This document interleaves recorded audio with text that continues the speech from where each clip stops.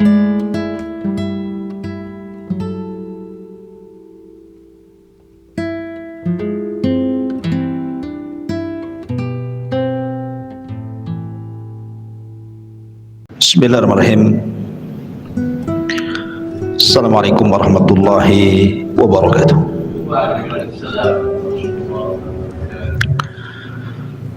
Alhamdulillah, assalatu wassalamu ala rasulillah wa ala alihi wa sahbihi wa mawalah wa la hawla wa la quwata illa billah.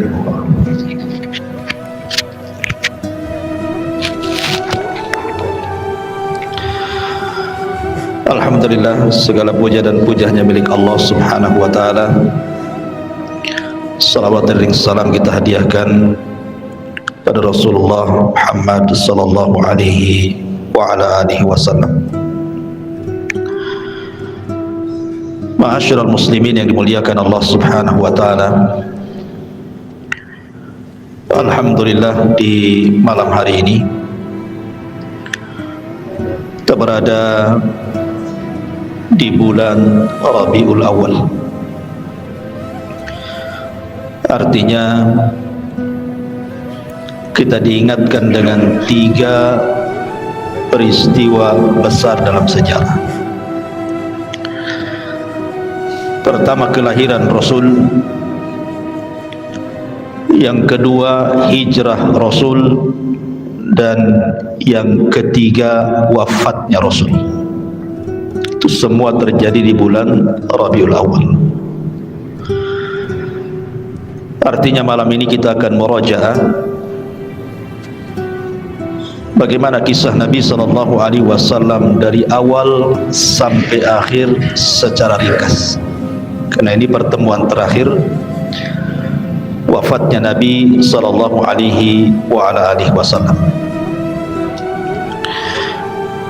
Ma'asyiral muslimin yang dimuliakan Allah subhanahu wa ta'ala, Nabi SAW ketika diangkat menjadi Nabi dan Rasul,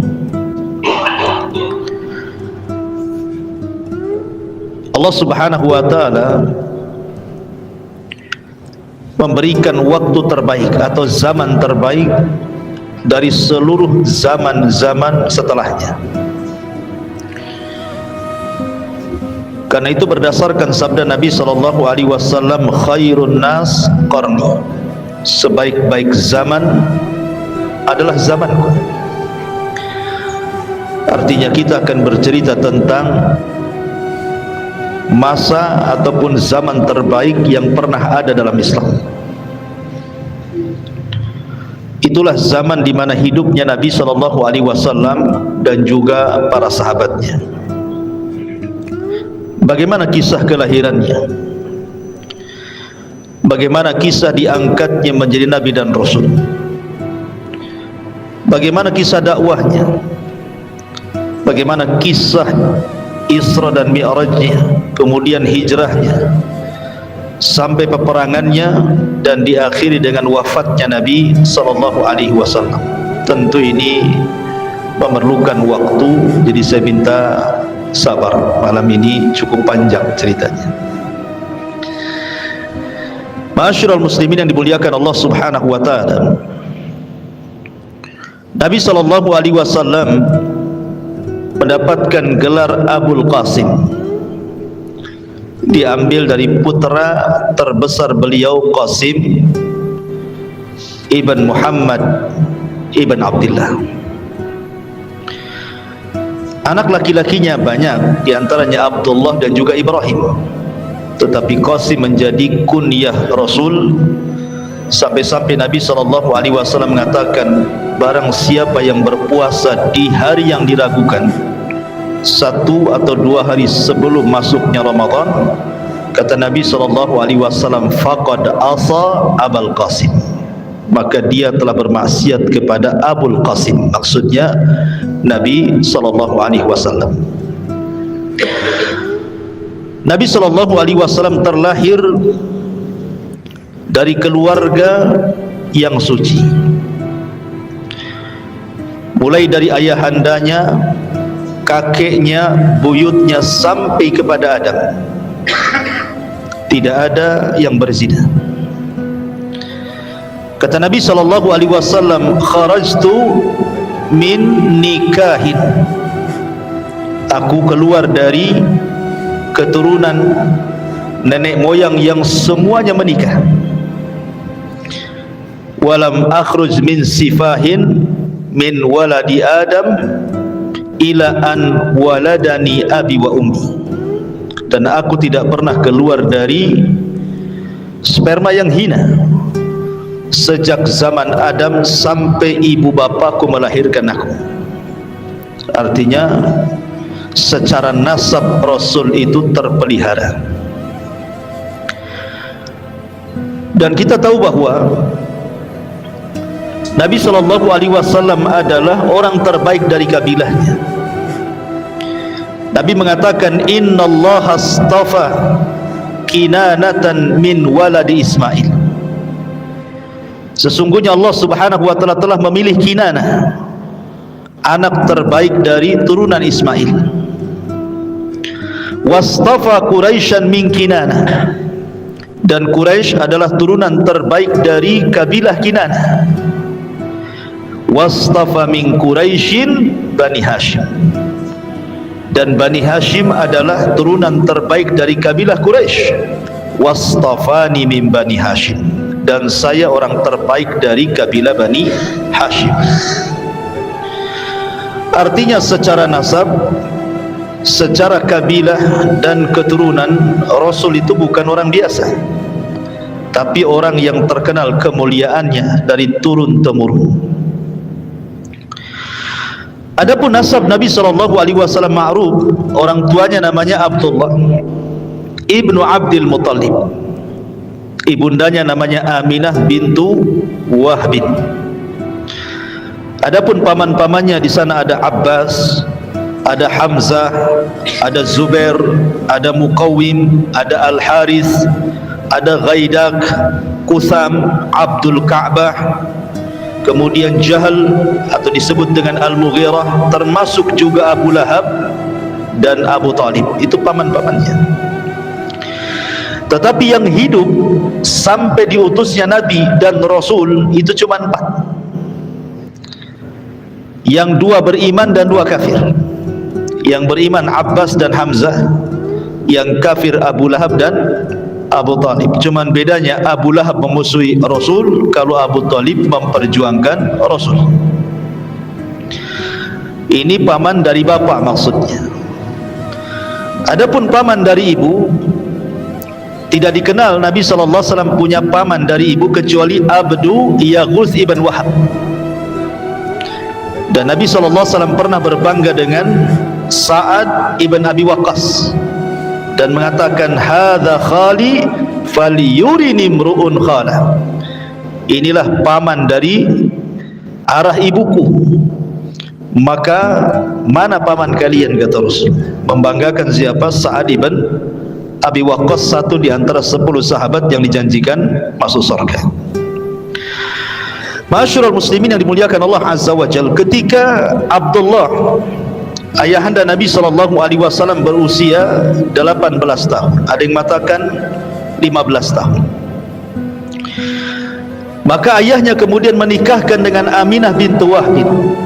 Artinya orang dulu itu menikah muda-muda, tidak harus menunggu 25 tahun kayak orang sekarang ya, atau sampai yang jadi lapu gitu ya, sampai kuliah lama-lama nggak mau kawin juga habis kuliah itu. Kadang-kadang nunggu cari kerja, sudah kepala 4 baru sibuk cari pasangan. Ya sudah bujang lapu lah kan ya, sudah tua gitu ya, jadi kakek-kakek punya anak bayi jadinya nantinya. Jadi Abdullah ini menikah dengan Aminah di usia ada yang mengatakan 18 tahun, ada yang mengatakan 15 tahun.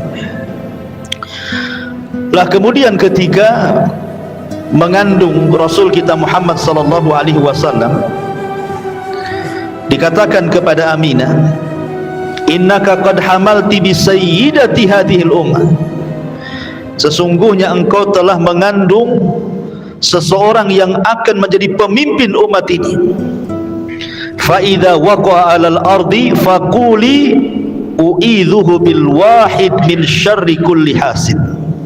Nanti kalau melahirkan anakmu, jangan lupa kau mengatakan, aku berlindung kepada zat yang satu dari setiap kejelekan orang-orang yang hasad kepadanya. Dan ketika itu Abdul Muttalib kakeknya bermimpi juga bahwa dia akan punya cucu. Dalam mimpinya disuruh untuk memberi nama Muhammad, dan nama Muhammad itu belum ada sebelumnya. Belum ada orang yang namanya Muhammad kala itu.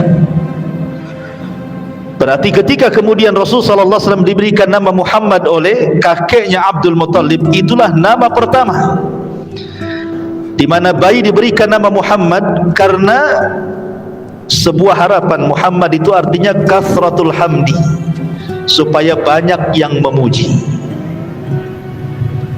Tetapi subhanallah, hari ini nama Muhammad itu nama terbanyak satu dunia. Tidak ada nama terbanyak di dunia melebihi nama Muhammad. Sadaqallahul azim ketika mengatakan innaka innasha ni'aka huwal abtar. Innasha ni'aka huwal abtar. Justru yang membenci wahai Muhammad seperti Abu Jahal says, justru mereka yang abtar, terputus penyebutannya. Tapi Nabi SAW tidak terputus penyebutannya. Semua orang menyebut-nyebut nama Muhammad. Kalau orang punya anak namanya Muhammad, pasti disebut namanya. Muhammad mau kemana? Ahmad mau kemana? Seorang muadzin dia sebut namanya asyhadu anna Muhammad Rasulullah. Setiap orang yang qomat menyebutkan asyhadu anna Muhammad Rasulullah. Setiap orang yang bersalawat Allahumma salli ala sayyidina Muhammad. Setiap solat dalam tasyahud asyhadu an la ilaha illallah wa asyhadu anna Muhammad Rasulullah. Nama itu bergema hampir di seantero dunia. Ya, dan nama itu sangat terpuji sesuai dengan namanya. Muhammad kathratul hamdi, banyak pujian. Ma'asyiral muslimin yang dimuliakan Allah Azza wa Jalla. Saat lahirnya Nabi SAW, orang-orang Yahudi sibuk di Madinah. Karena ketika itu muncul bintang yang disebut dengan bintang Ahmad, dan hanya diketahui oleh orang-orang Yahudi saja. Ketika melihat para peramal Yahudi ke langit, rupanya muncul bintang yang selama ini ditunggu-tunggu. Akhirnya kemudian orang-orang Yahudi Madinah menggedor semua rumah di kota Madinah, khususnya rumah-rumah Yahudi. Adakah wanita yang melahirkan? Adakah wanita yang melahirkan? Baik Yahudi Bani Quraidah, Yahudi Bani Qunaiqa, Yahudi Bani Nadir, atau Yahudi keturunan Arab, rupanya di malam itu tidak ada satupun wanita Yahudi yang melahirkan. Harusnya ada yang melahirkan menurut mereka, karena ini pertanda kelahiran seorang nabi yang mereka tunggu-tunggu. Harusnya malam ini lahir. Rupanya mereka mendengar bahwa di Mekah ada orang yang lahir di malam itu keturunan orang mulia Abdul Muttalib. Sedihlah orang-orang Yahudi dan menangis dan mengatakan, "Zahabat nubuwatu Bani Israel." Telah hilang kenabian dari Bani Israel dan beralih kepada orang Arab. Ma'asyiral muslimin yang dimuliakan Allah Subhanahu wa taala. Nabi SAW lahir pada hari Senin. Ada yang mengatakan tanggal 8 Rabiul Awal, ada yang mengatakan tanggal 9 Rabiul Awal, ada yang mengatakan tanggal 12 Rabiul Awal. Dan orang-orang Syiah menganggap Rasul lahir pada tanggal 17 Rabiul Awal. Adapun kemudian tahunnya, karena di zaman itu kan belum ada penanggalan, sehingga belum ada nama tahunnya. Kalau sekarang sudah ada Hijriah. Kalau dulu kan tidak ada, belum ada penanggalan Hijriah, itu baru dibentuk di masa Umar bin Khattab. Sehingga kemudian untuk tahun mereka akan menasabkan kepada setiap peristiwa yang berlaku di zaman itu. Umpamanya hari ini ada gempa, kemudian 5 hari setelahnya lahir anak, berarti anak ini lahir di tahun gempa. Hari ini ada puting beliung lahir bayi, berarti lahir bayi itu tahunnya tahun puting beliung, gitu maksudnya. Lah kebetulan kemudian sebelum Nabi SAW lahir terjadi perang, penyerangan Abrahatul Asram membawa pasukan gajah untuk menghancurkan Ka'bah. Tapi Allah Subhanahu wa taala akhirnya menghancurkan Abrahatul Asram dan mengutus burung ababil dan menghancurkan mereka semua. Kemudian ada yang mengatakan 40 hari, ada yang mengatakan 50 hari setelahnya lahirlah Nabi. Makanya kemudian tahunnya disebut tahun gajah. 8, 9 atau mungkin 12 Rabiul Awal, tahun gajah. Nah, begitu. Ma'asyiral muslimin yang dimuliakan Allah Subhanahu wa taala. Ketika Rasul sallallahu alaihi wasallam lahir, banyak peristiwa dan kejadian ketika itu. Walaupun sebagian riwayat hampir semuanya lemah, tapi masalahnya dicantumkan di banyak kitab-kitab sejarah.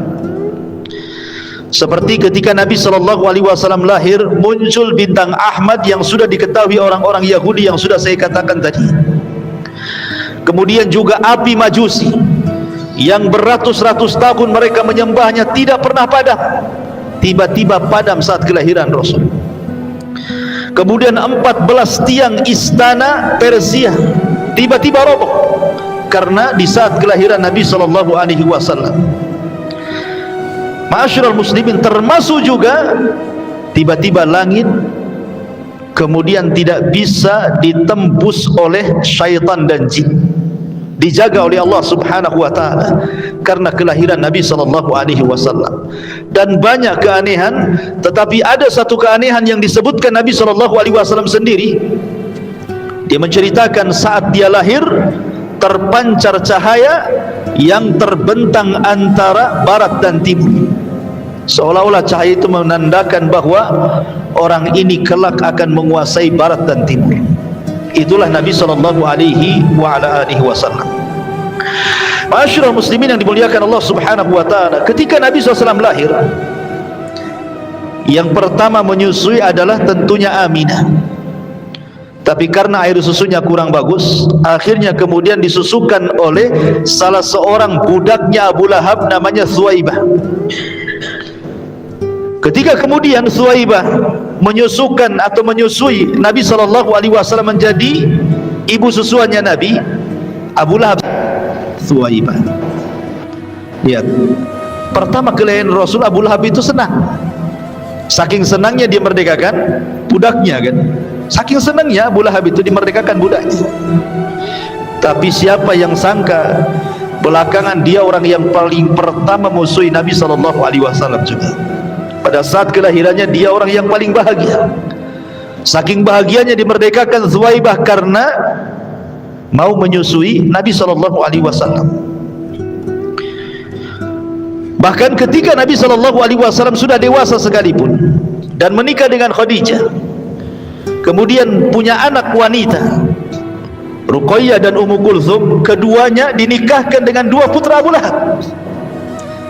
Baru setelah Nabi SAW jadi Nabi, maka Abu Lahab meminta kedua putranya menceraikan dua putri Nabi SAW. Begitulah bencinya Abu Lahab kepada Nabi SAW. Lah kebiasaan bangsa Arab, ikhwan, mereka selalu menitipkan anak-anak mereka di kampung-kampung. Untuk apa? Pertama, menjaga bahasa, karena di kota itu bahasanya sudah aneh-aneh ya. Jadi kepastian bahasa Arabnya kurang kalau di kota. Kemudian yang kedua, untuk kesehatan, karena khawatir di kota itu banyak wabah di zaman itu, sehingga untuk kesehatan bayi biasanya dititipkan di kampung sampai kemudian selesai masa susuannya atau beberapa tahun setelahnya baru dikembalikan. Termasuk juga untuk kekuatan fisik.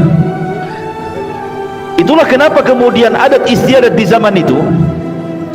Jadi kalau seandainya seseorang melahirkan, maka akan dititipkan kepada badui supaya dirawat di badui beberapa tahun setelahnya.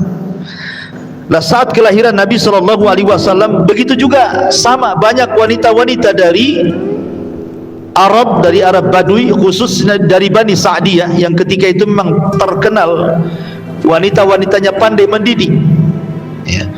Dan juga kebetulan memang terjadi paceklik hebat di Bani Sa'diyah itu sehingga orang kesulitan. Akhirnya para wanita-wanita yang punya anak, karena kalau tidak punya anak kan tidak keluar dari susunya, maka mereka kemudian datang ke kota untuk menawarkan diri siap menyusui anak-anak kota dengan imbalan sekian dan sekian. Subhanallah, setiap ada wanita yang melihat bayi Nabi SAW, tidak ada yang mau, lewat gitu saja. Kenapa alasannya? Pertama, yatim, ayahnya meninggal ketika Rasul berada 4 bulan di kandungan ibundanya, sehingga kemudian kalau diambil, apa yang mereka akan dapat imbalan? Mereka tidak akan dapat imbalan. Makanya kemudian nengok bayi orang tuanya miskin, lewat gitu ya. Sampai akhirnya datanglah seorang wanita yang bernama Halimah As-Sa'diyah. Lah Halimah Sa'diyah, ikhwatu fiddin, muliakan Allah Subhanahu wa taala, dari Bani Sa'd ini, suaminya namanya Al-Haris ibn Abdul Uzza. Dialah wanita terakhir yang datang. Kenapa wanita terakhir yang datang? Pertama, dia miskin. Yang kedua, kendaraan yang ditungganginya adalah kendaraan yang kurus, sehingga tidak bisa menyusul kawan-kawannya. Kan di zaman itu bukan pakai mobil oplet gitu ya. Jadi memang kalau nggak pakai kuda, pakai keledai, pakai unta. Jadi yang ditungganginya itu unta kurus, sehingga tidak bisa menyusul kawan-kawannya. Ketika sampai di kota Mekah, tidak ada satupun bayi kecuali sudah diambil, kecuali bayi Muhammad sallallahu alaihi wasallam. Kenapa? Karena nggak ada orang yang ambil masalahnya. Sehingga akhirnya kemudian Halimah As-Sa'diyah ngomong sama suaminya, gimana ini, ada bayi cuma satu-satunya.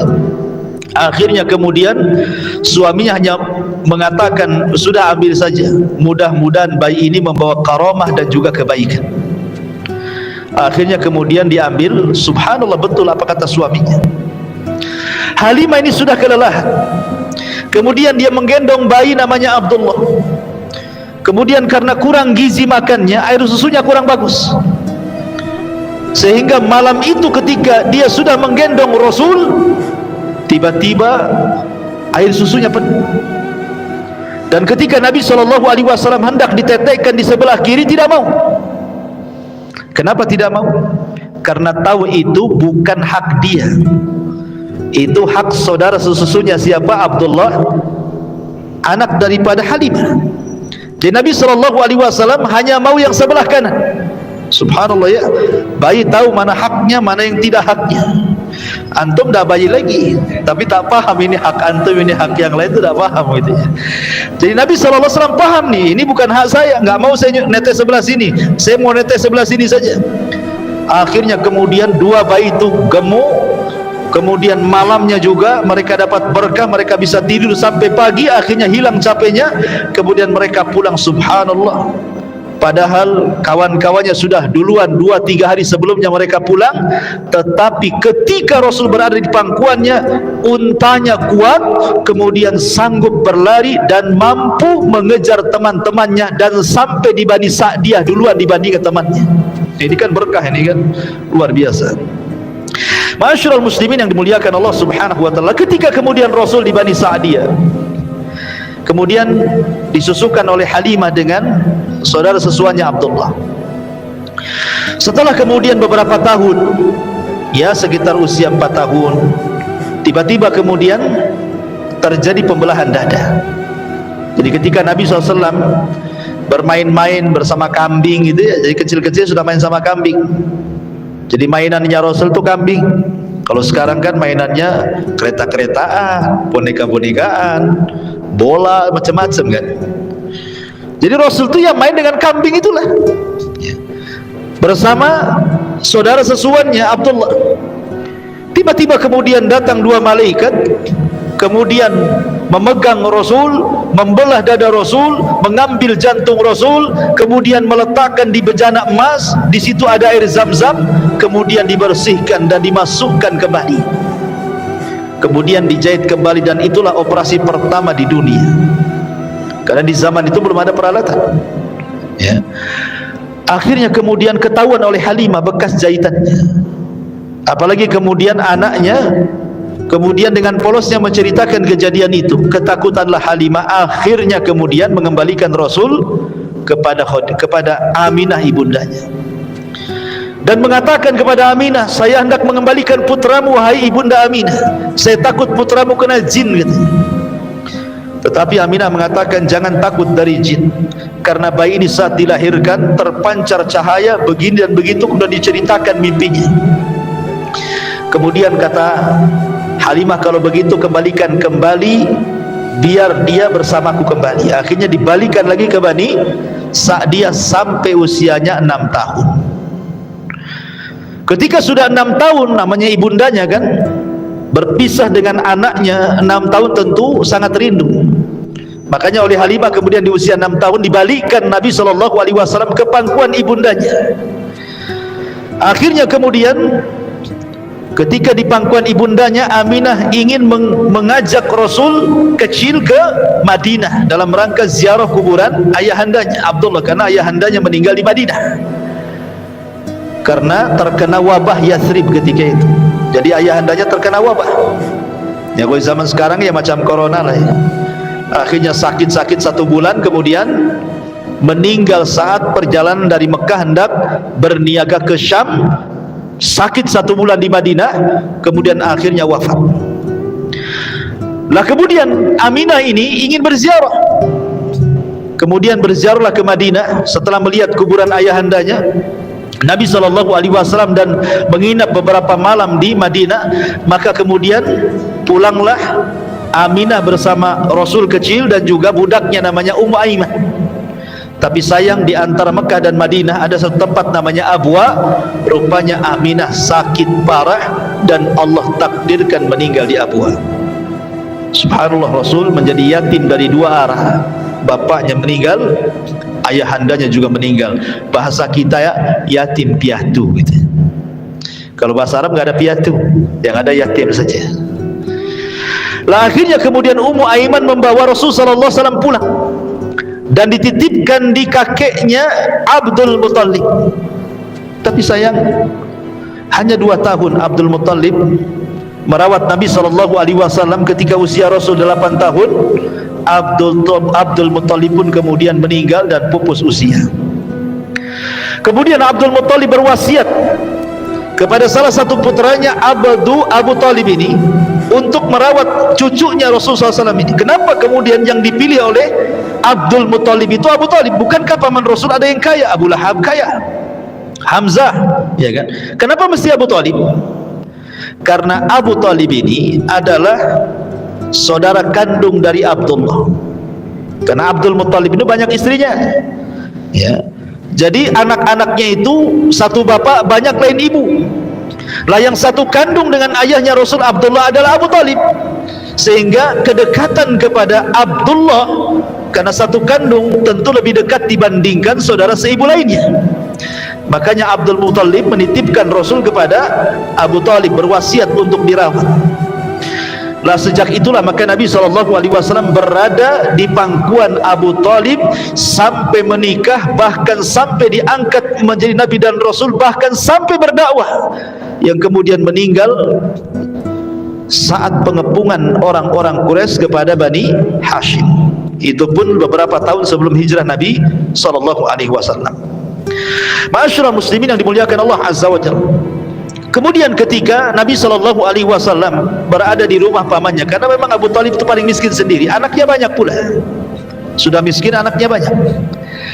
Tetapi Abu Talib sejak kecil Rasul memang lebih sayang kepada Nabi SAW dibandingkan kepada anak-anak yang lainnya. Luar biasa perlakuan Abu Talib itu kepada Rasul SAW. Wajar kalau kemudian Rasul sedih ketika Abu Talib meninggal karena tidak mengucapkan 2 kalimat syahadat, ya. Lah kemudian Nabi SAW ketika usianya 12 tahun, Abu Talib menghendaki untuk mengajarkan bagaimana cara menjadi seorang peniaga. Karena bagaimanapun orang-orang Arab, orang-orang Mekah khususnya di kala itu mereka para peniaga handal. Jadi masuk ke urat nadi mereka, ke darah-darah mereka itu perdagangan, perniagaan.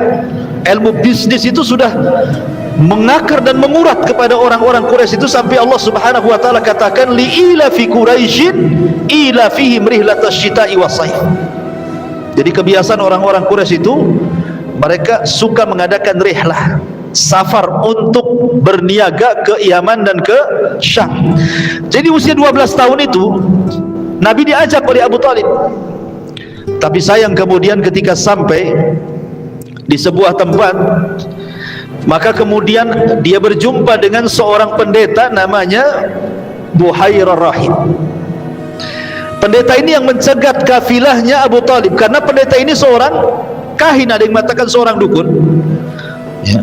Ada yang mengatakan dia pendeta yang paling keras ekstrim di zaman itu, sampai diusir dari kanisahnya, kemudian hidup di padang pasir. Jadi dia ketika melihat tanda-tanda bahwa akan lewat seorang yang akan menjadi Nabi dan Rasul, jadi dia tiap hari itu nunggu, setiap ada kafilah dari Arab ditunggu sama dia. Lah ketika kemudian berjumpa dengan kafilahnya Abu Talib, tiba-tiba disetop, disuruh masuk ke rumahnya dan dijamu. Ketika betul apa yang diramalkan oleh dukunnya, tiba-tiba kemudian dia diperjumpakan dengan Nabi SAW ketika itu usianya 12 tahun. Dan ketika melihat tanda-tandanya, Buhairah Rahib yakin bahwa ini seorang Nabi. Ketika ditanya oleh Abu Talib, bagaimana kau tahu ya? Kau tidak melihat setiap dia berjalan tidak ada satu awan kecuali akan menaungi di atasnya, tidak ada satupun pohon dan batu kecuali akan salam kepadanya. Sebaiknya pulang lagi ke Mekah, jangan meneruskan perjalanan ke Syam. Dikhawatirkan orang-orang Yahudi Syam tahu bahwa ia calon seorang Nabi, maka mereka akan membunuhnya. Balikan lagi ke Mekah. Akhirnya kemudian dibalikan lagi ke Mekah. Lah di Mekah ini ikhwatu fiddin muliakan Allah Azza wa Jalla, apa yang dilakukan Nabi untuk meringankan beban pamannya Abu Talib? Akhirnya dia mengikuti usia-usia sebayanya, menjadi penggembala kambing dari orang-orang kaya, maka akan mengambil upah dari hasil penggembalanya. Begitulah Nabi SAW mengatakan, ma min nabiyyin illa wara'al ghanam. Tidak ada satupun Nabi kecuali semuanya pernah menggembala kambing. Ya, jadi kalau antum ingin mencontoh Nabi SAW, jadi penggembala. Cari tanah di Tiban sana, luas tuh, beli kambing di situ. Ya. Jadi Nabi SAW sudah di apa namanya ya, dididik oleh Allah Subhanahu Wa Taala sebelum memimpin umat, disuruh memimpin kambing dulu. Kenapa demikian? Karena memimpin kambing itu, menjadi penggembala kambing itu akan terlahir sifat-sifat baik, akan terlahir sifat-sifat kesabaran. Namanya punya peliharaan kan harus sabar, kalau nggak sabar matilah peliharaannya ya. Harus punya sifat kasih sayang, sebab kalau binatangnya sakit kan diobati. Harus sayang, kalau tidak sayang mati binatangnya ya. Harus punya sifat keberanian, karena kambing ini selalu diterkam serigala, artinya dia harus melawan serigala supaya serigala jangan makan kambingnya gitu ya. Kemudian juga ada sikap kelembutan. Jadi banyak sifat-sifat yang kemudian terlahir dari penggembala kambing ini, yang kemudian menjadi sifat bagi Nabi SAW yang baik. Itulah kemudian sifat-sifat itulah yang kelak akan memimpin umat ya. Jadi luar biasa ya. Jadi penggembala itu ada faedah dan manfaatnya. Jadi Rasul sebelum menjadi pemimpin umat disuruh memimpin kambing dulu gitu maksudnya.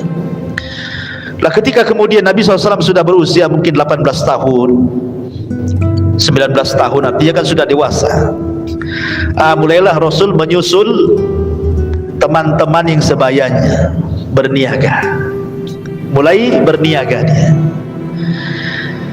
Tetapi ya sebelum saya ingin ceritakan berniaganya Rasul, jadi ketika dia menjadi penggembala kambing ikhwan, ya usia-usia 15 gitu ya, 16 tahun gitu, Nabi SAW itu selalu dititipi kambing.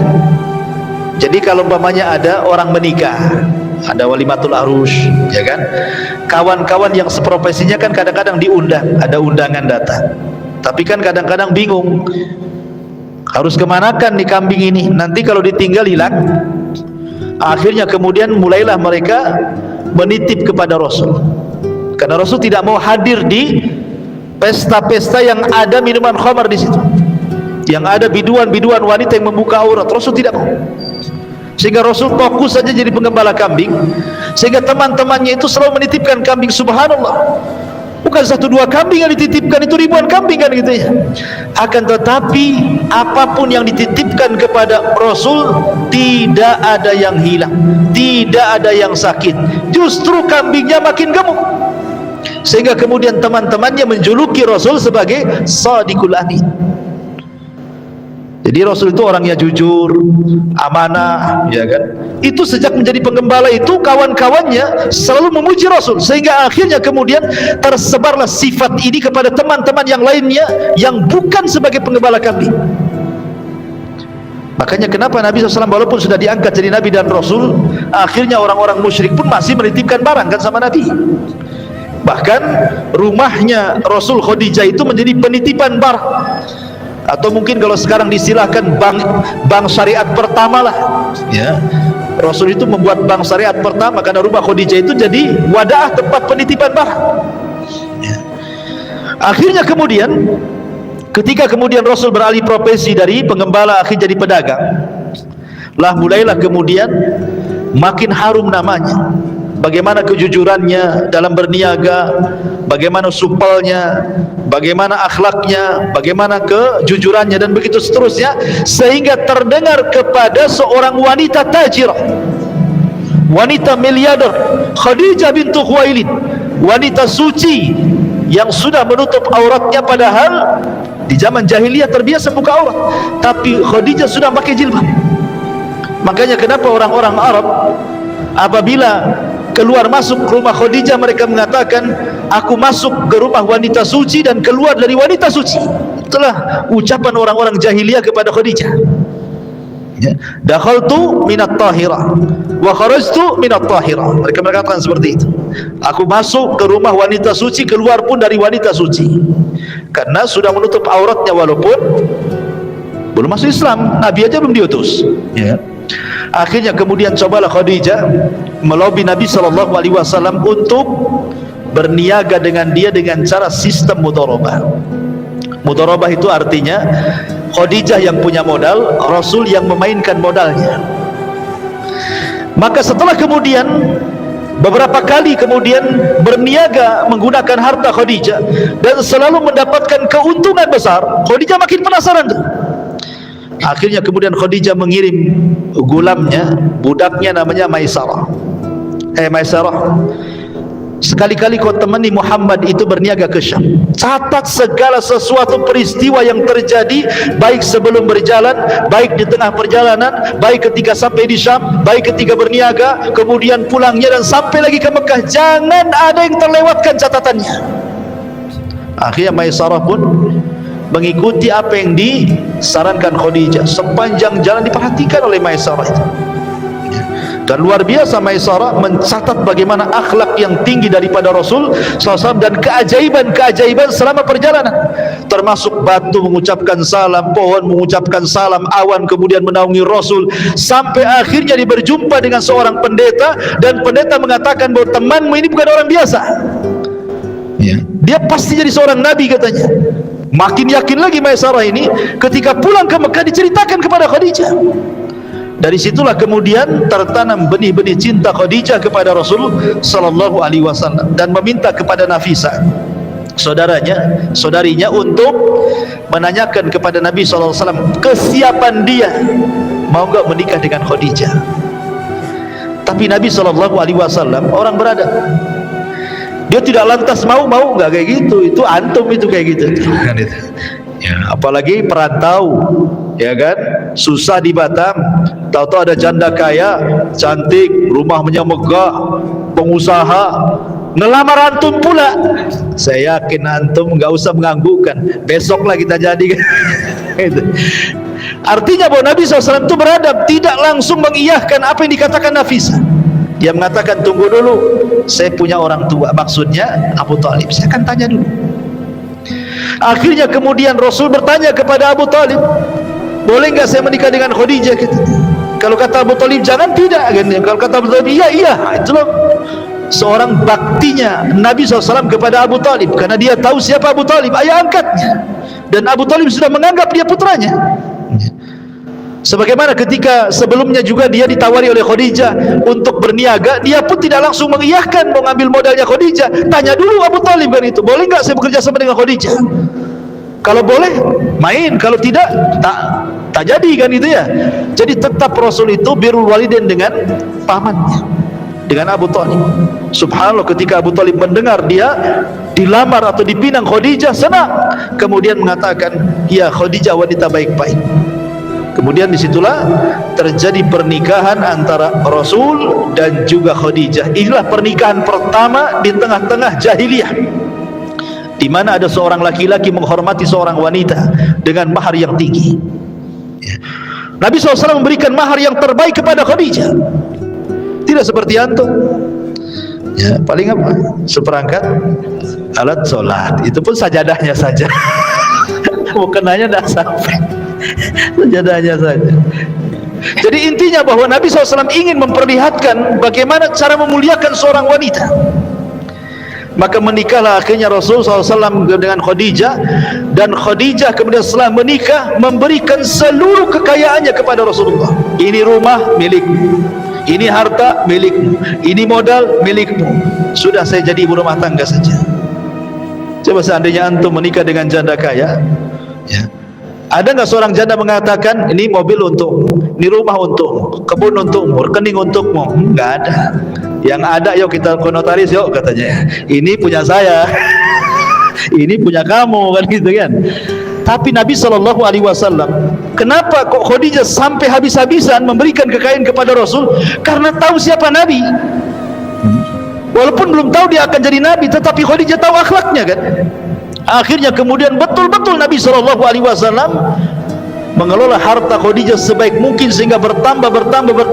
Disinilah Rasul berjumpa dengan para peniaga besar, berjumpa dengan Abu Bakar peniaga emas gitu ya, berjumpa dengan Utsman bin Affan, Abdurrahman bin Auf, dan para peniaga Arab. Di sini kenalannya ketika menjadi peniaga besar, tujar akbar itu. Lah dari kemudian pernikahan Rasul dengan Khadijah lahirlah Qasim, tapi sayang masih bayi sudah meninggal. Abdullah juga lahir bayi, meninggal juga. Ketika melihat Rasul sedih punya anak, karena di zaman itu anak laki-laki itu anak emas masalahnya.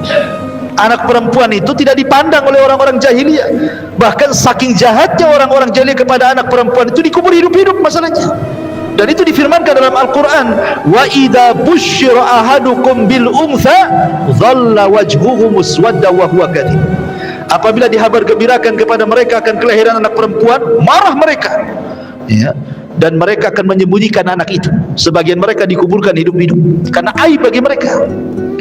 Sehingga anak laki-laki itu berharga. Jadi wajar kemudian Nabi SAW sedih ketika kematian Ibrahim dan juga Qasim dan juga Abdullah.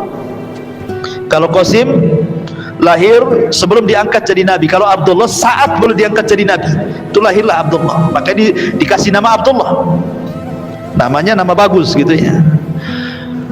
Lah akhirnya Khadijah melihat kesepian Rasul. Khadijah kebetulan punya budak namanya Zaid, ya. Maka akhirnya kemudian Zaid inilah dihadiahkan kepada Rasul sebagai anak angkatnya untuk melipur lara gitu ya. Ya kan, kadang kalau kita punya anak angkat dari bayi kan sudah terasa anak sendiri gitu kan. Jadi terobatilah anak-anak meninggal itu. Akhirnya Zaid pun sempat kemudian dinasabkan kepada Rasul. Saking cintanya dengan Zaid, sampai Rasul pernah mengatakan di hadapan orang-orang Quraisy, hadza Zaid ibn Muhammad, anak ini namanya Zaid bin Muhammad.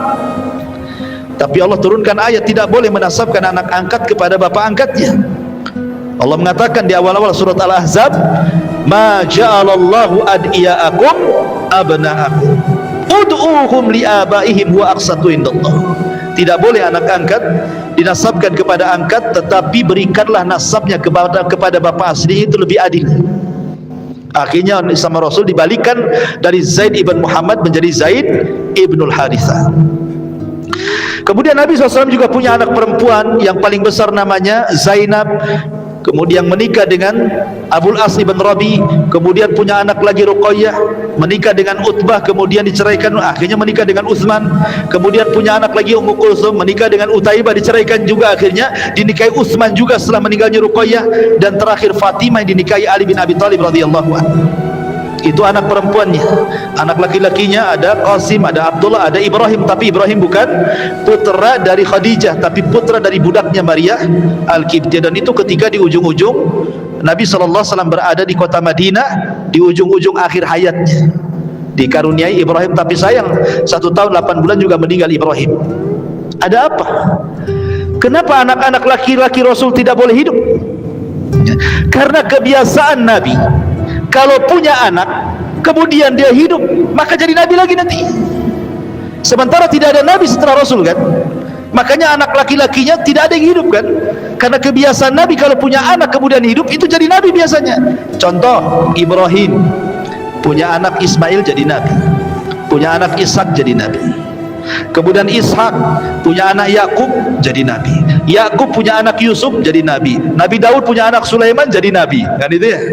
Tapi Nabi SAW tidak dikaruniai anak, maksudnya tidak ada yang hidup sampai besar dan meninggal di waktu bayi, karena salah satu penyebabnya, kalau seandainya masih hidup anak Nabi SAW dikhawatirkan jadi nabi, dan Rasul mengatakan la nabiyya ba'di, tidak ada nabi sepeninggalku, kata Rasul.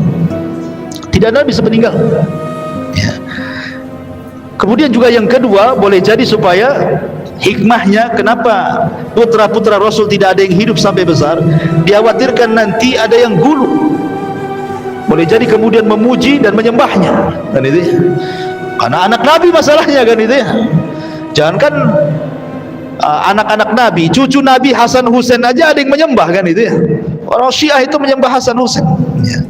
Ma'asyiral muslimin yang dimuliakan Allah Subhanahu wa taala. Kembali, jadi ketika Nabi SAW kemudian mulai berniaga, berjumpa dengan tujar yang besar-besar, para peniaga seperti Abu Bakar, Utsman, Abdurrahman bin Auf dan yang lainnya, yang kelak justru teman-teman seprofesi peniaga itu justru masuk Islam awal-awal kan.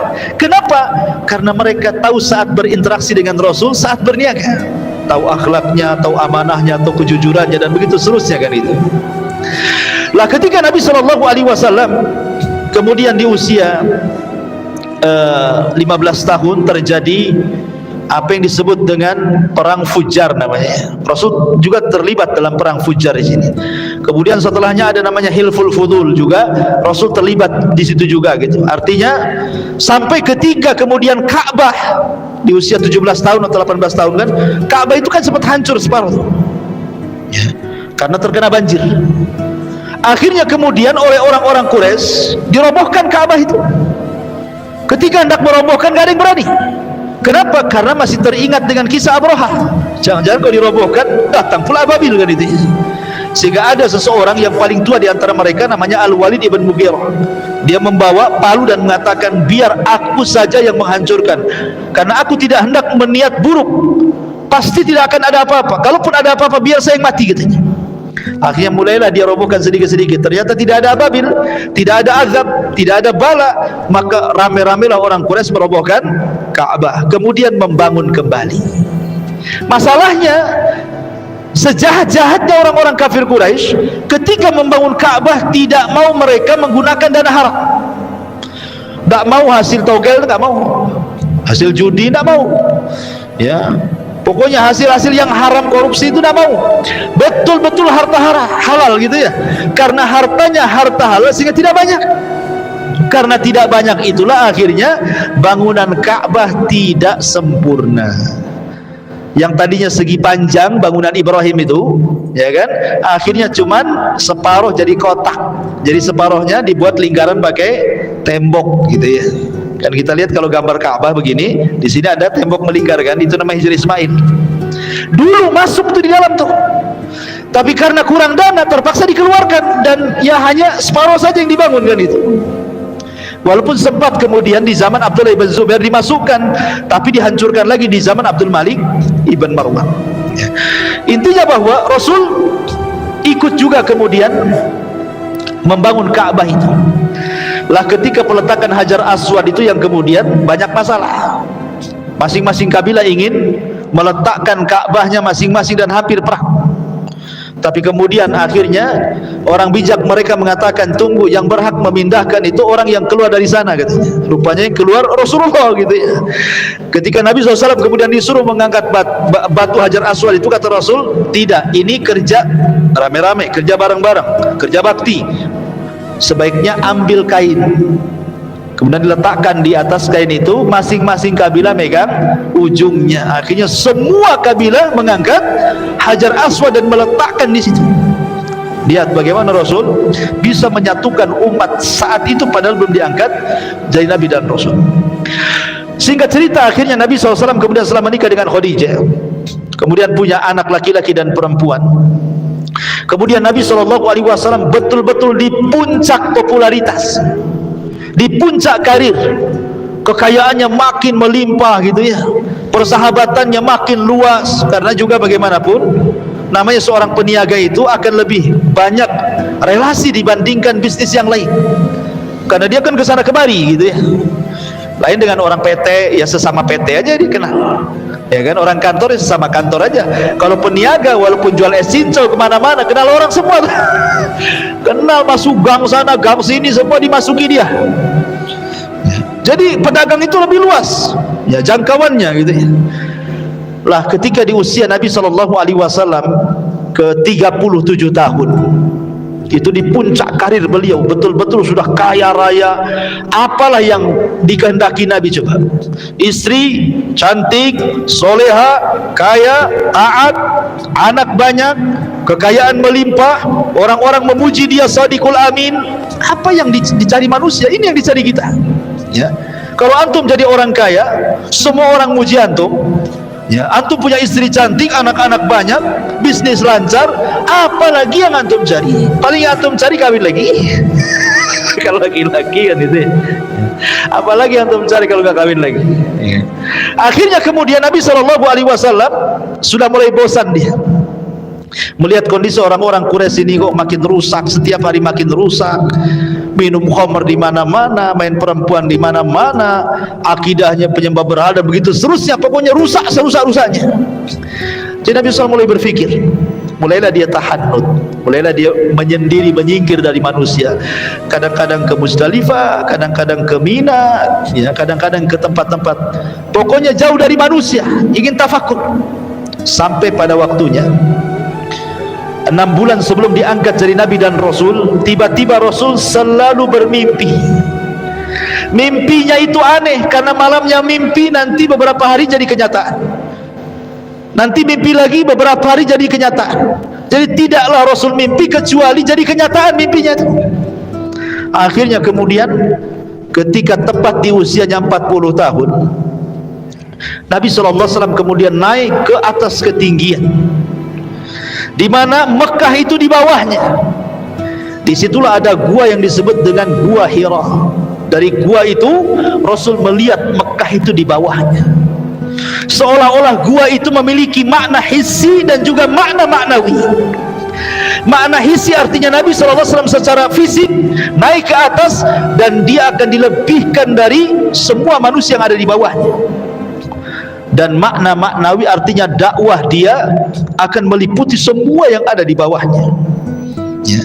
Maka Nabi SAW mulailah kemudian masuk ke dalam gua itu tepat di bulan Ramadan, membawa bekal selama 1 bulan, tidak pernah keluar dari gua itu, tafakur saja, ya, tafakur. Rupanya tepat di tanggal, atau di, ada yang mengatakan di tanggal 17 Ramadan, ya.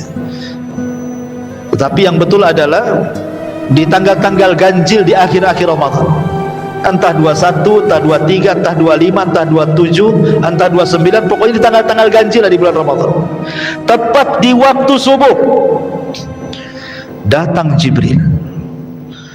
Dan sebenarnya kedatangan Jibril sudah dimimpikan Nabi, makanya Nabi tidak kaget, gitu ya. Datang Jibril dalam bentuk manusia yang ganteng, yang rapi, yang bersih, yang harum.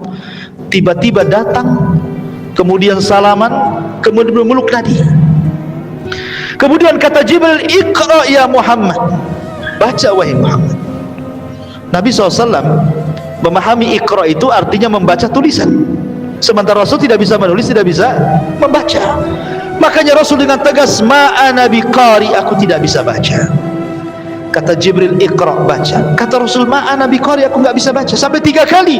Akhirnya Jibril mengatakan, Iqra bismi rabbikal ladzi khalaq, khalaqal insana min 'alaq, Iqra wa rabbukal akram alladzi 'allama bil qalam, 'allamal insana ma lam ya'lam. 5 ayat suratul Alaq turun sebagai pengesahan SK didaulatlah Rasul menjadi nabi.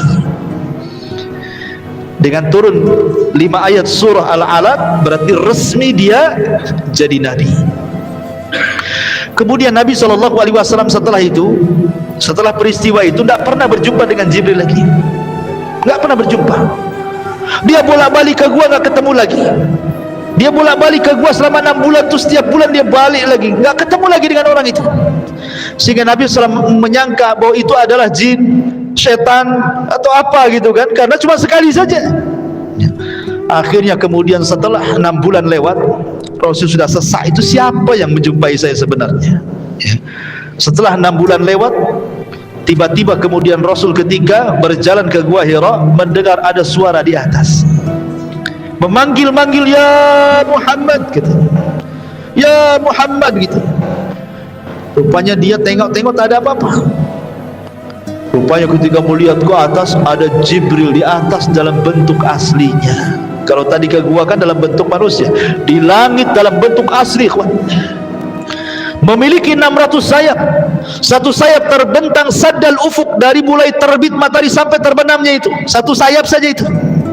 Sehingga seolah-olah kalau kita melihat ke depan sayap Jibril, ke belakang sayap Jibril, samping kiri kanan sayap Jibril, itu baru satu sayap tuh. Demikian besarnya sayap Jibril. Bagaimana Jibrilnya? Itu baru sayapnya tuh. Akhirnya kemudian Rasul pun ketakutan, menggigil dia. Gimana enggak menggigil? Kita saja ketemu ular piton aja menggigil. Ya. Pemanya antum lagi main-main di got gitu ya, ini di parit-parit sini. Itu ada ular piton besar gitu ya, 10 meter gitu. Menggigil antum. Ya. Itu baru tengok ular tuh. Gimana lebih daripada ular kan itu.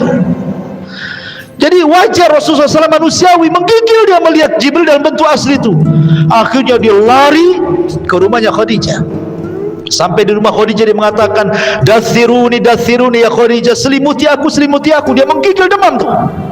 Kenapa Rasul minta diselimuti? Karena selimut itu biasanya mengurangi rasa takut, ya kan? Antum kalau ketakutan pasti ambil selimut gitu ya, kurangilah kan, kurangi takut diselimuti itu. Apalagi ada istri dalamnya, makin hilang takut. Jadi Khadijah itu ingin supaya mengurangi rasa takut Nabi. Diambil selimutnya, dia pun masuk ke dalam.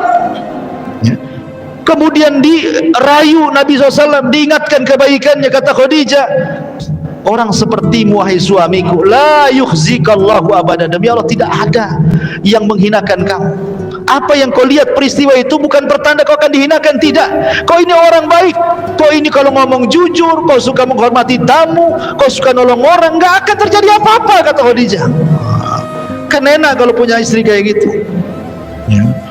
Antum sudah kerja, sudah bangkrut, pulang kehujanan demam, ya.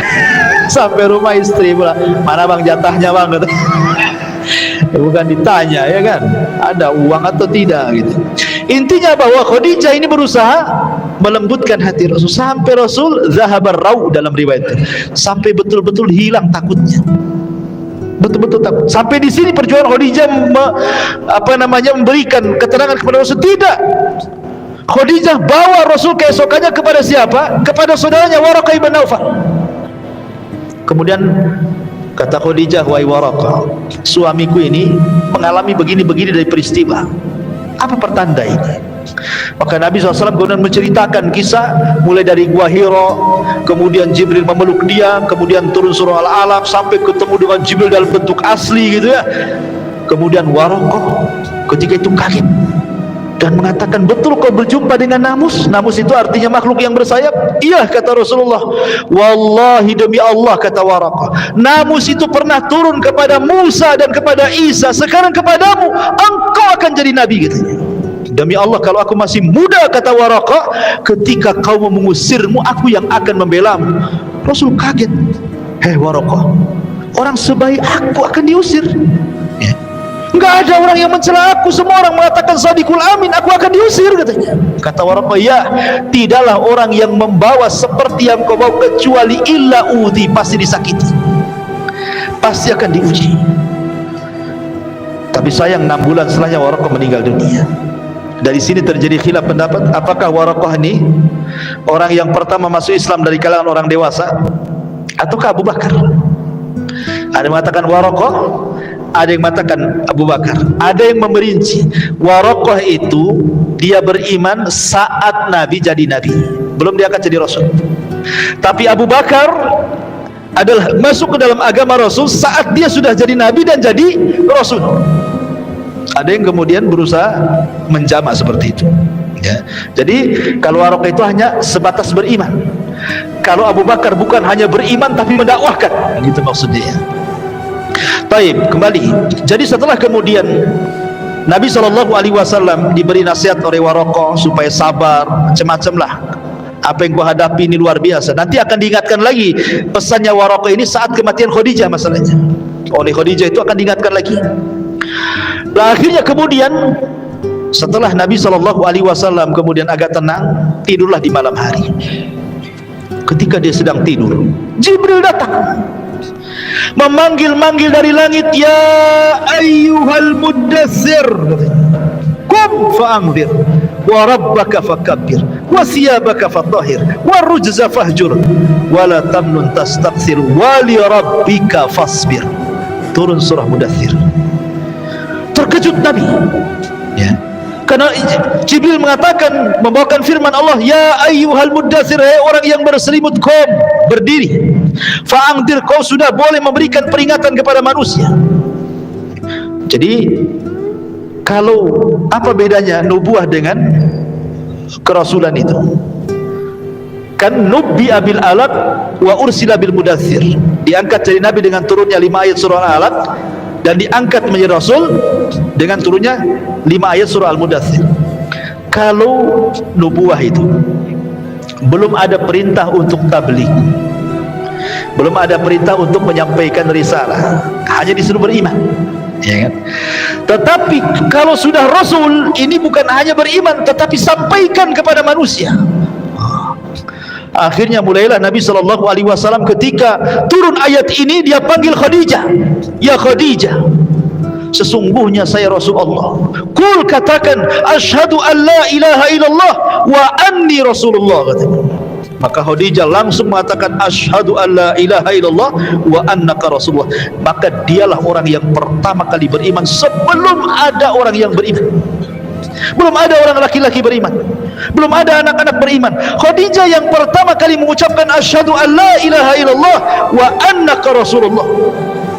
Makanya ketika Aisyah radhiyallahu anha menikah dengan Rasul kemudian cemburu, karena Rasul SAW selalu menyebutkan kebaikan Khadijah padahal sudah meninggal orangnya. Kata Aisyah, Rasul, kenapa lah kau ini menyebut-nyebut nenek-nenek, maksudnya yang sudah tua. Khadijah sudah tua, sudah meninggal pun di hadapanmu ada gadis cantik, katanya. Cemburu Khadijah, ya. Kata Nabi SAW, ya Aisyah, jangan kau bandingkan kau dengan Khadijah. Khadijah orang yang pertama beriman saat manusia kufur. Khadijah yang pertama kali membenarkan saat manusia mendustakan. Khadijah yang pertama kali menginfakkan seluruh hartanya di saat manusia berakhir. Dari perut Khadijah semua lahir keturunanku. Apa kau bisa berbanding dengan Khadijah? Ya, nggak bisa. Nggak bisa dibandingkan, kata Nabi SAW, dengan Khadijah itu. Ma'asyiral muslimin yang dimuliakan Allah Subhanahu wa taala. Akhirnya Khadijah pertama yang beriman, diajaknya anak-anaknya, ya, Ruqayyah, Zainab, semua diajak masuk Islam, ya. Termasuk kemudian budaknya Zaid ibn Harithah masuk Islam, termasuk Ali bin Abi Thalib yang ketika itu jadi anak angkat Rasul di usia 10 tahun juga diajak masuk Islam. Artinya Rasul dimulai dari keluarga, istrinya, anak-anaknya, anak angkatnya, budaknya, semua masuk Islam, baru kemudian keluar. berjumpa dengan Abu Bakar, akhirnya masuk Islam. Abu Bakar kemudian ngajak Utsman masuk Islam, ngajak Tolha masuk Islam, Abdurrahman bin Auf masuk Islam, Abu Ubaidah bin Jarrah masuk Islam. Akhirnya 10 sahabat yang dijanjikan masuk surga rata-rata Islam di tangan Abu Bakar. Dan itu berlangsung selama 3 tahun, yang disebut dengan dakwah sirriyah, namanya dakwah door to door, sembunyi-sembunyi. Setelah kemudian 3 tahun lewat, maka Nabi SAW diperintah untuk menjaharkan dakwah. Turun ayat, wa anzir ashiratakal aqrabin. Hai Muhammad, peringatkan orang-orang luar dari kerabatmu. Maka Nabi SAW kemudian keesokan harinya bangkit di Bukit Safa. Dia panggil-panggil kerabatnya, hei Bani Hashim, kemari. Semua dipanggil. Kemudian Nabi SAW mengajak mereka ke dalam tauhid. Awalnya Rasul tidak langsung menyampaikan tauhid, tetapi Rasul ingin meyakinkan bahwa dia masih didengar. Kata Nabi SAW, bagaimana pendapat kalian kalau ada tentara di belakang Bukit Abi Qubais ini, yang sekarang jadi istana raja itu, Bukit Abi Qubais, ada tentara yang akan menyerang kalian, percaya nggak dengan ucapan? Mereka mengatakan, percaya wahai Muhammad, karena engkau tidak pernah berdusta. Ya. Jadi kalau orang yang jarang berdusta kalau ngomong pasti dipercaya. Kalau orang banyak dusta sekali ngomong, walaupun benar, hoax kan gitu, hoax gitu. Padahal benar tuh, karena dikenal suka dusta masalahnya. Artinya bahwa kalau orang suka jujur, maka ditulis di hadapan Allah dan distempel dahinya, engkau ini penjujur, manusia pun percaya dengan dia. Tapi kalau orang dusta itu susah dipercaya. Ya, nitip dompet mau wudu saja nggak percaya sama dia. Saya bawa aja gitu. Ma'asyiral muslimin yang dimuliakan Allah Azza wa Jalla. Akhirnya kemudian Nabi SAW mulai mendakwahi kerabatnya. Saat Rasul menyampaikan tauhid, mengajak manusia di tengah-tengah kerabatnya, rupanya di tengah-tengah kerabatnya muncul pamannya Abu Lahab. Maki-maki Rasul, marah-marah mengatakan, ya Muhammad, alihada jama'atan. Muhammad, untuk ini kau kumpulkan kami? Saya kira untuk apa? Tabban laka sairul yaum, katanya. Celaka engkau dari mulai awal sampai akhir, katanya. Celaka engkau. Dicaci maki Rasul di hadapan orang. Rasul ini dia berakhlak. Ini pamannya. Ya. Jangankan kepada pamannya, kepada orang lain pun Rasul tidak akan menjawab cacian dengan cacian, makian dengan makian. Rasul diam sajalah dicaci maki. Dan itu akhlak Nabi. Ya, kalau kita kan tidak bisa. Dia caci kita maki balik. Gitu ya. Nah, Rasul diam saja, dicaci maki pamannya di hadapan orang lagi, ikhwan. Kan memalukan itu. Tapi Rasul diam. Tapi Allah diam? Tidak. Allah tidak diam. Man 'ada li waliyan faqad adzantuhu bil harb. Siapa yang memusuhi waliku, maka dia telah memandangkan perang bersamaku, kata Allah. Tidak bisa. Allah kemudian mengutus Jibril. Hai Jibril, sampaikan kepada Rasulku. Akhirnya Allah menitipkan wahyu kepada Jibril. Kemudian Jibril datang kepada Rasul. Rasul masih sedang berdiri di Bukit Safa. Orang-orang Arab masih ada di situ, kerabat-kerabatnya. Tiba-tiba Jibril memasukkan ke dalam hati Rasul suratul Lahab, suruh dibaca di depan manusia. Maka Rasul mengatakan, a'udzu billahi minasyaitonir rajim, bismillahirrahmanirrahim, tabbat yada abi lahab wa tab. Celaka kedua tangan Abi Lahab, wa tab, dan celaka. Ma agna anhu maluhu wa ma kasab. Harta dan anaknya percuma, tidak bermanfaat di hadapan Allah. Sayasla naran dzata lahab. Dia akan masuk ke neraka yang menyala-nyala. Wa imra'atuhu, istrinya juga sama, Ummu Jamil Arwa bintu Harib itu, hammalatal hatab, bawa kayu bakar ke sana kemari. Fi jidha belum dimasak. Nanti di akhirat kalung yang dijual untuk musuh Nabi akan diganti dengan kalung sabut kelapa dan akan menyala di lehernya. Orang Arab itu, mereka tidak pernah mendengar Quran. Baru kali itulah mereka mendengarkan Quran, sehingga mereka menyangka itu syair, dan mereka terbiasa menghafal syair. Ketika Rasul menyebutkan tabbat yada abil, karena ini pendek, terekamlah di otak-otak orang-orang yang hadir di situ. Disangkanya Rasul sedang bersyair. Pulanglah setelah kejadian itu, mereka pun membaca di rumah ini tabbat yada, di situ tabbat yada, di pasar tabbat yada. Apa enggak stres Abu Lahab itu? Stres Abu Lahab itu, kan? Karena semua baca tabbat yada disangka syair.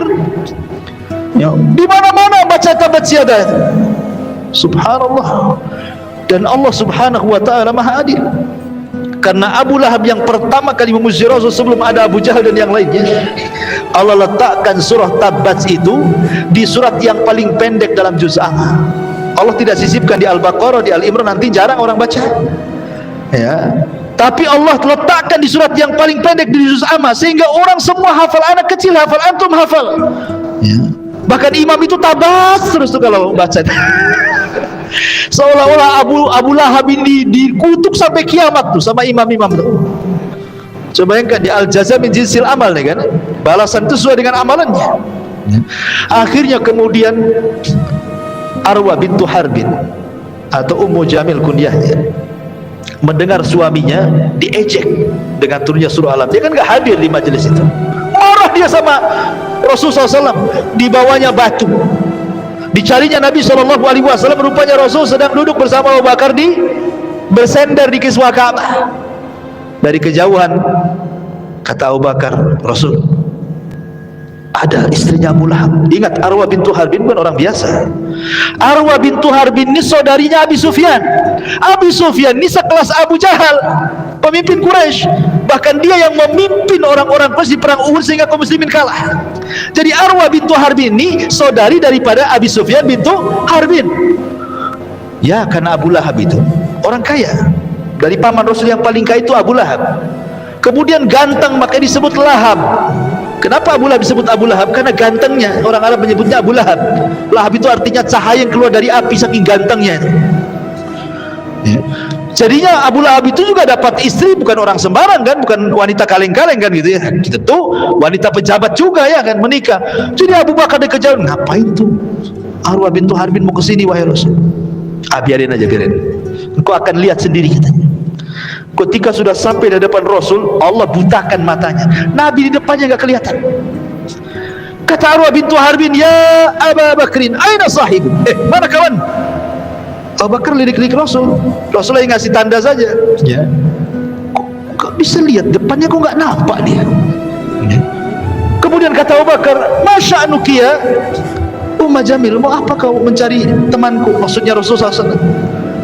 Maka dia mengatakan, balagani, katanya, telah sampai kepadaku, katanya kan, bahwa dia mencela suamiku.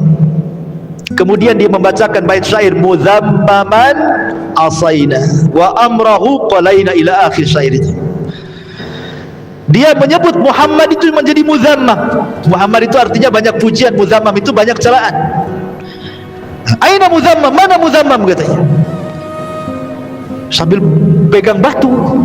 Kata Abu Bakar, mau apa kamu itu? Kata Ummu Jamil, Arwa bintu Harbin, lau ra'aituhu la aqamnahu bihadzal hajar fa. Kalau aku lihat akan ku lempar batu ini di mulutnya, katanya. Kurang ajar dia, katanya. Terus pergi. Ya.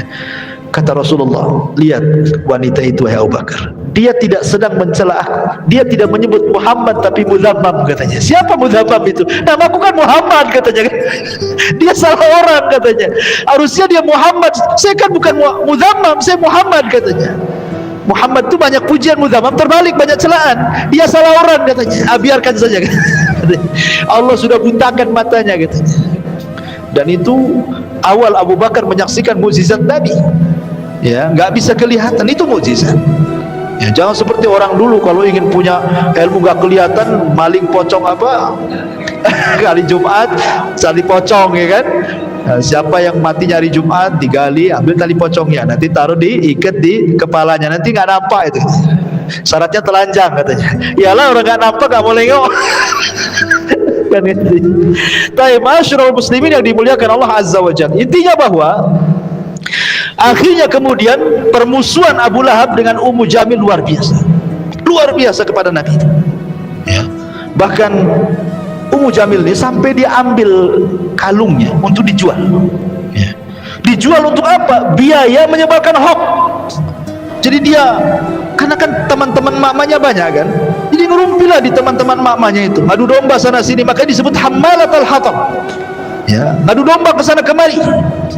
Jadi kalau Ummu Jamil menyakiti Rasul dengan lisannya, dengan cara menyebarkan hoax, kalau Abu Lahab dengan fisiknya, naruh kotoran, di depan pintu Nabi, ya, sampai ketika Rasul sallallahu alaihi wasallam melihat setiap hari ada kotoran di pintu rumahnya, Rasul mengatakan, apakah begini akhlak Arab wahai saudara-saudaraku, katanya. Datang Hamzah, belum masuk Islam, Hamzah itu masih kafir, mendengar bahwa banyak kotoran di rumah pintu Rasul dan itu dilakukan oleh pamannya. Abu Lahab marah dia, walaupun dia masih musyrik. Dia datang ke rumah Rasul, diambilnya kotoran, dicarinya Abu Lahab. Ketika sudah ketemu, diletakkan di kepalanya, katanya. Kemudian mengatakan, hei Abu Lahab, kau jangan macam-macam dengan ponakanku si Muhammad, karena aku sudah mengikuti agamanya. Padahal belum, dia pura-pura saja supaya ingin membela Rasulullah SAW, karena sudah keterlaluan, bukan akhlak Arab ini. Jadi sampai seperti itu, akhirnya justru kata-kata itu menjadi sebuah kebaikan. Akhirnya Hamzah masuk Islam, kan itu. Makanya kalau kita mengatakan sesuatu terkadang jadi doa. Katakan yang bagus-bagus, jadi doa. Seperti namanya contohnya ibunya saya Sudes gitu ya. Pernah saya ceritakan, saya Sudes itu kan kecil-kecil nakal dia. Ya namanya anak-anak remaja kan nakal biasa. Nah, jadi kalau sudah nakal itu ibunya sudah pening kepala, apa katanya? Hei saya Sudes, daripada kau nakal ke Masjidil Haram sana, mudah-mudahan jadi imam kau di sana, katanya. Itu aja yang diucapkan. Kalau nakal lagi ibunya ngomong gitu lagi. Kalau nakal itu lagi diucapkan. Jadi tidak pernah mengucapkan kalimat ini kecuali izhab ilal haram. Kau pergi ke haram, mudah-mudahan kau jadi imam di situ. Akhirnya ucapan seorang ibu yang soleh. Jadi kenyataan siapa yang tidak kenal Imam Sudes? Ya, jadi Imam Masjidil Haram tuh sampai sekarang siapa yang tidak kenal, satu dunia kenal Imam Sudes. Jadi kita pun sama, kalau punya anak nakal itu, sana ke Al-Fajri itu, gantikan Pak Imam tuh. Nanti kegantikan betul. Artinya kan mudah-mudahan jadi gini, ini enggak, mati aja kalau katanya. Toto ketabrak, mati betul. Jadi jangan sampai kemudian seseorang itu mengucapkan kalimat buruk apalagi ke anak gitu. Nanti jadi kenyataan. Taib kembali. Akhirnya kemudian permusuhan terus sampai pada waktunya akhirnya kemudian Nabi SAW betul-betul diperangi oleh orang-orang kafir Quraisy. Tampillah Abu Jahal, tampillah Umayyah, tampillah kemudian Al-Walid, macam-macam musuh-musuh Nabi SAW akhirnya mulai menyakiti Rasul. Ya, terlalu panjang kalau saya ceritakan. Intinya bahwa mereka melakukan permusuhan kepada Nabi SAW sampai akhirnya mereka dengan cara lembut tidak bisa, dengan cara kasar tidak bisa, balik lagi ke lembut tidak bisa. Akhirnya mereka memutuskan untuk membunuh Nabi. Mereka ngomong kepada Bani Hashim, serahkan Muhammad kepada kami biar kami bunuh.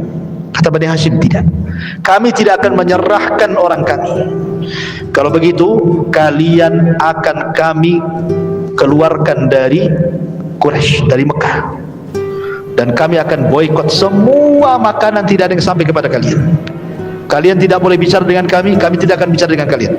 Wanita kalian tidak boleh menikah dengan laki-laki kami ataupun sebaliknya. Begitu semuanya diketatkan sehingga terjadi kemudian hisar, boikot selama 3 tahun, sampai orang-orang Bani Hashim ini saking kelaparannya makan daun karena tidak ada makanan masuk. Dari situlah kemudian harta Khadijah habis, harta Nabi habis, karena untuk memberi makan Bani Hashim yang ketiga terjadi pemboikotan 3 tahun lamanya. Sampai akhirnya kemudian setelah berakhir pemboikotan itu, setelah itulah kemudian terjadi apa yang disebut dengan Amul Hazni, tahun kesedihan. Kenapa? Karena beberapa bulan setelah pemboikotan ini Abu Thalib meninggal. Subhanallah, setelah beberapa bulan setelah meninggalnya Abu Thalib, meninggal pula Khadijah, istri Nabi SAW. Maka semakin sempitlah dakwah Rasul karena orang-orang itu semakin berani. 18 kabilah mengancam Rasul, jangan berdakwah, kau sudah tidak ada siapa-siapa lagi yang melindungi kamu, kalau tidak kami bunuh.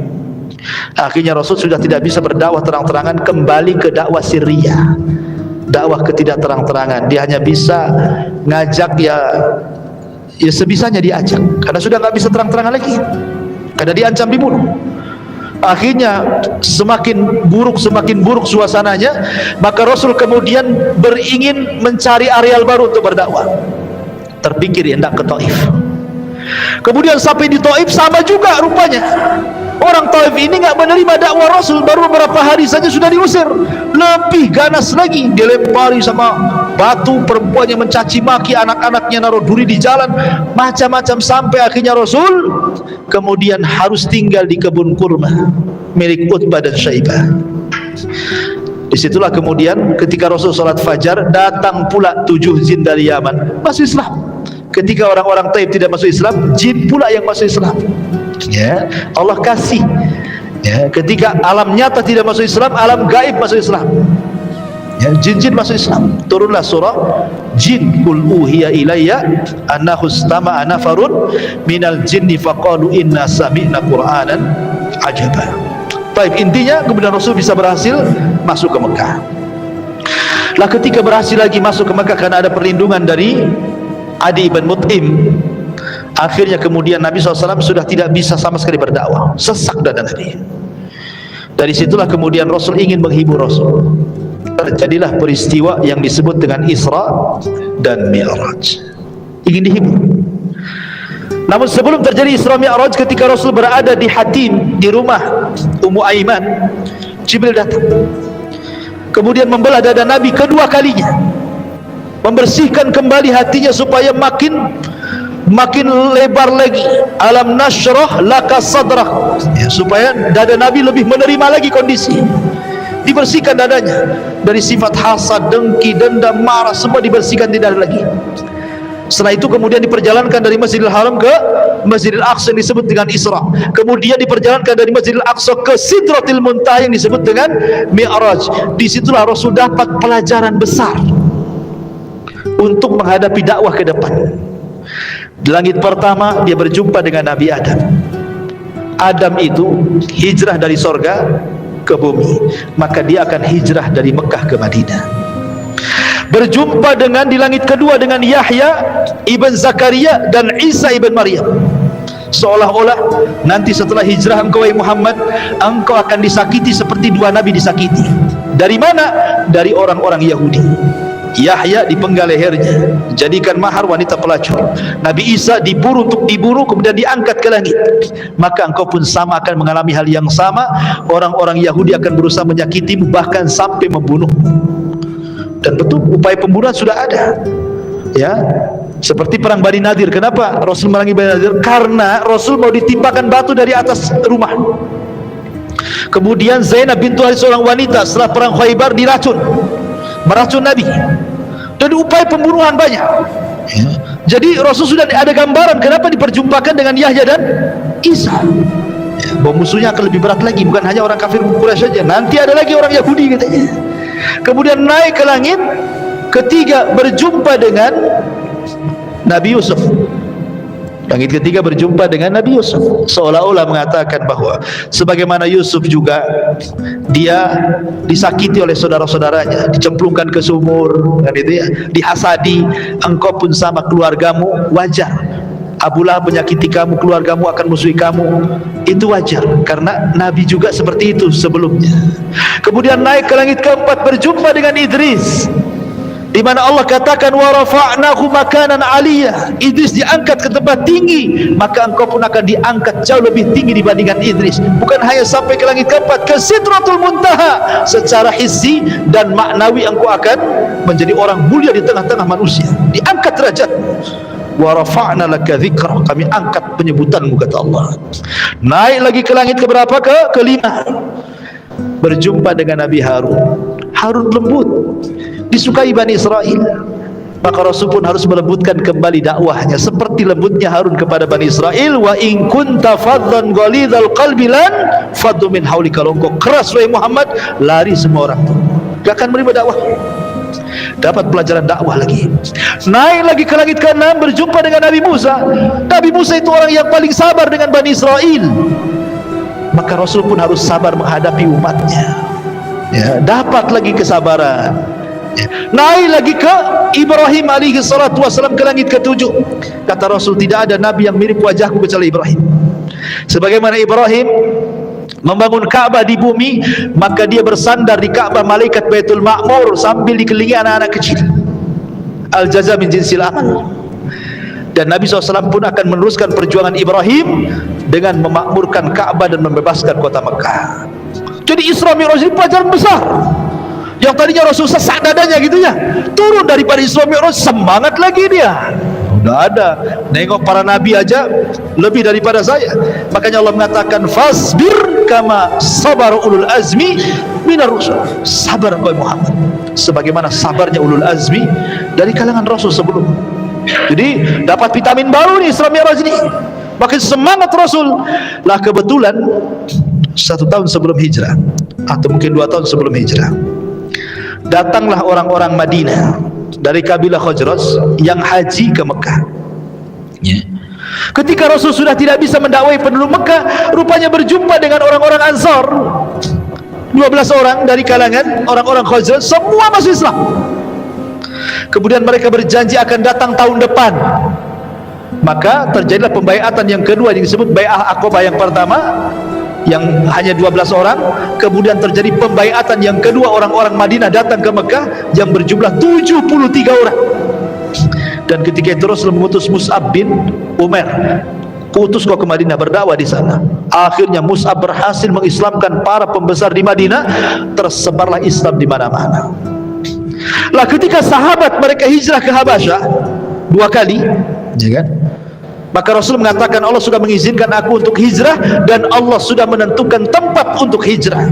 Maka semua yang ada di Mekah hijrah ke Madinah, semua yang ada di Habasyah pulang gabung ke Madinah.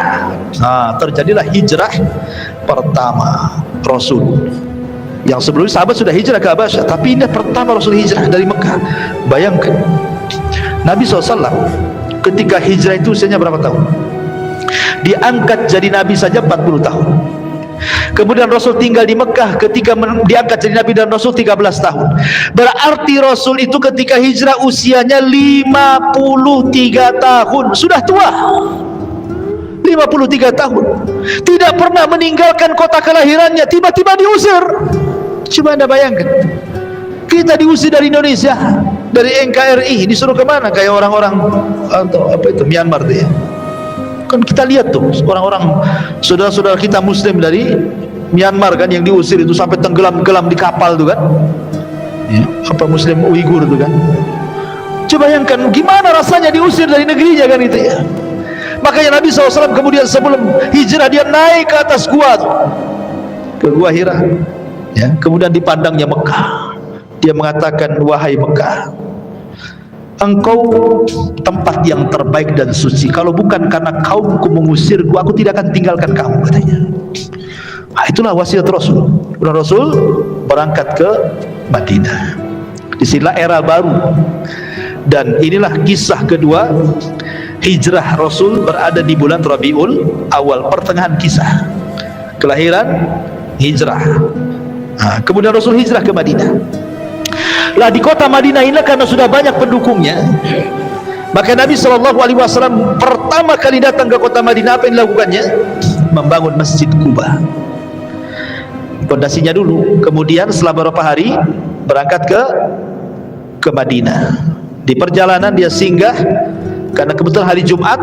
Akhirnya Rasul melaksanakan Jumat pertama kali di tengah Kuba dan Madinah. Sampai di kota Madinah dia bangun masjidnya, ini disebut dengan Masjid Nabawi, dan itulah masjid terbaik setelah Haram. Kemudian setelah Nabawi adalah Aqsa. Kata Rasul, la tushaddu rihal illa ila thalathati masjid. Tidak boleh safar niat ibadah kecuali ketiga masjid: Masjidil Haram, Masjid Nabawi, dan Masjidil Aqsa. Apa yang dilakukan Rasulullah SAW? Kenapa membangun masjid? Nabi SAW ingin supaya manusia itu lebih dekat dengan Allah, karena hanya di masjid inilah orang lebih dekat dengan Allah. Makanya Nabi SAW kemudian membuat aktivitas semua di masjid ya, ngajar ya di masjid, dakwah di masjid, latihan jihad di masjid, mutuskan kepada kabilah-kabilah di masjid. Tidak ada kecuali di masjid, tempat lain untuk membimbing umat kecuali masjid. Itu masjid di zaman Rasul itu semua di masjid. Coba bayangkan, sampai latihan perang di masjid. Coba di sini latihan perang, besoknya antum jadi teroris. latihan mana dalam masjid gitu ya. Latihan kuda, nggak mungkin lah kudanya dimasukkan ke sini. Mungkin orang dia, tapi dulu seperti itu. Tapi sekarang subhanallah, alhamdulillah masjid ini masih ada kajian. Tapi ada masjid-masjid yang lain itu yang hanya untuk sholat 5 waktu saja kan. Ketika habis sholat 5 waktu pun dikunci. Jadi orang yang mau sholat itu disuruh di teras. Nanti malam-malam ditulis dilarang tidur. Wah, makin tak boleh lagi, makin sepi lah masjid. Makin sepi karena hanya untuk 5 waktu sholat saja. Tidur aja tak boleh di situ kan gitu. Jadi sepi. Kenapa ya? Mungkin alasannya takutlah kalau seandainya masjid dibuka lebar-lebar gak ada kuncinya, nanti jangan lagi kotak infak hilang, kotak-kotaknya hilang, jam mungkin ini ampli semua hilang semua kan itu ya. Karena sekarang ini tidak ada tempat yang lebih aman. Dulu tempat aman itu rumah dan masjid. Rumah pun tak aman, masjid pun tak aman. Sekarang nggak ada tempat yang paling aman. Kemana coba? Baik, masyarakat muslimin yang dimuliakan Allah Azza wa Jalla. Maka Rasul mulai mempersatukan hati-hati orang Ansar dan Muhajir. Karena namanya beda daerah. Ansar ini keturunan Yaman. Orang-orang Muhajir ini memang asli orang Mekah, keras-keras orangnya. Ya kan? Orang Yaman kan lembut-lembut orangnya. Nabi SAW kemudian ingin menyatukan, mempersaudarakan. Dikenallah sejarah bagaimana Rasulullah SAW mempersaudarakan sekitar 70 orang lebih gitu yang pertama kali. Kita kenal ada persaudaraan antara Salman Al-Farisi dengan Abu Darda. Salman Al-Farisi dengan Abu Darda dipersaudarakan sama Nabi. Ingat, persaudaraan itu saling mewarisi.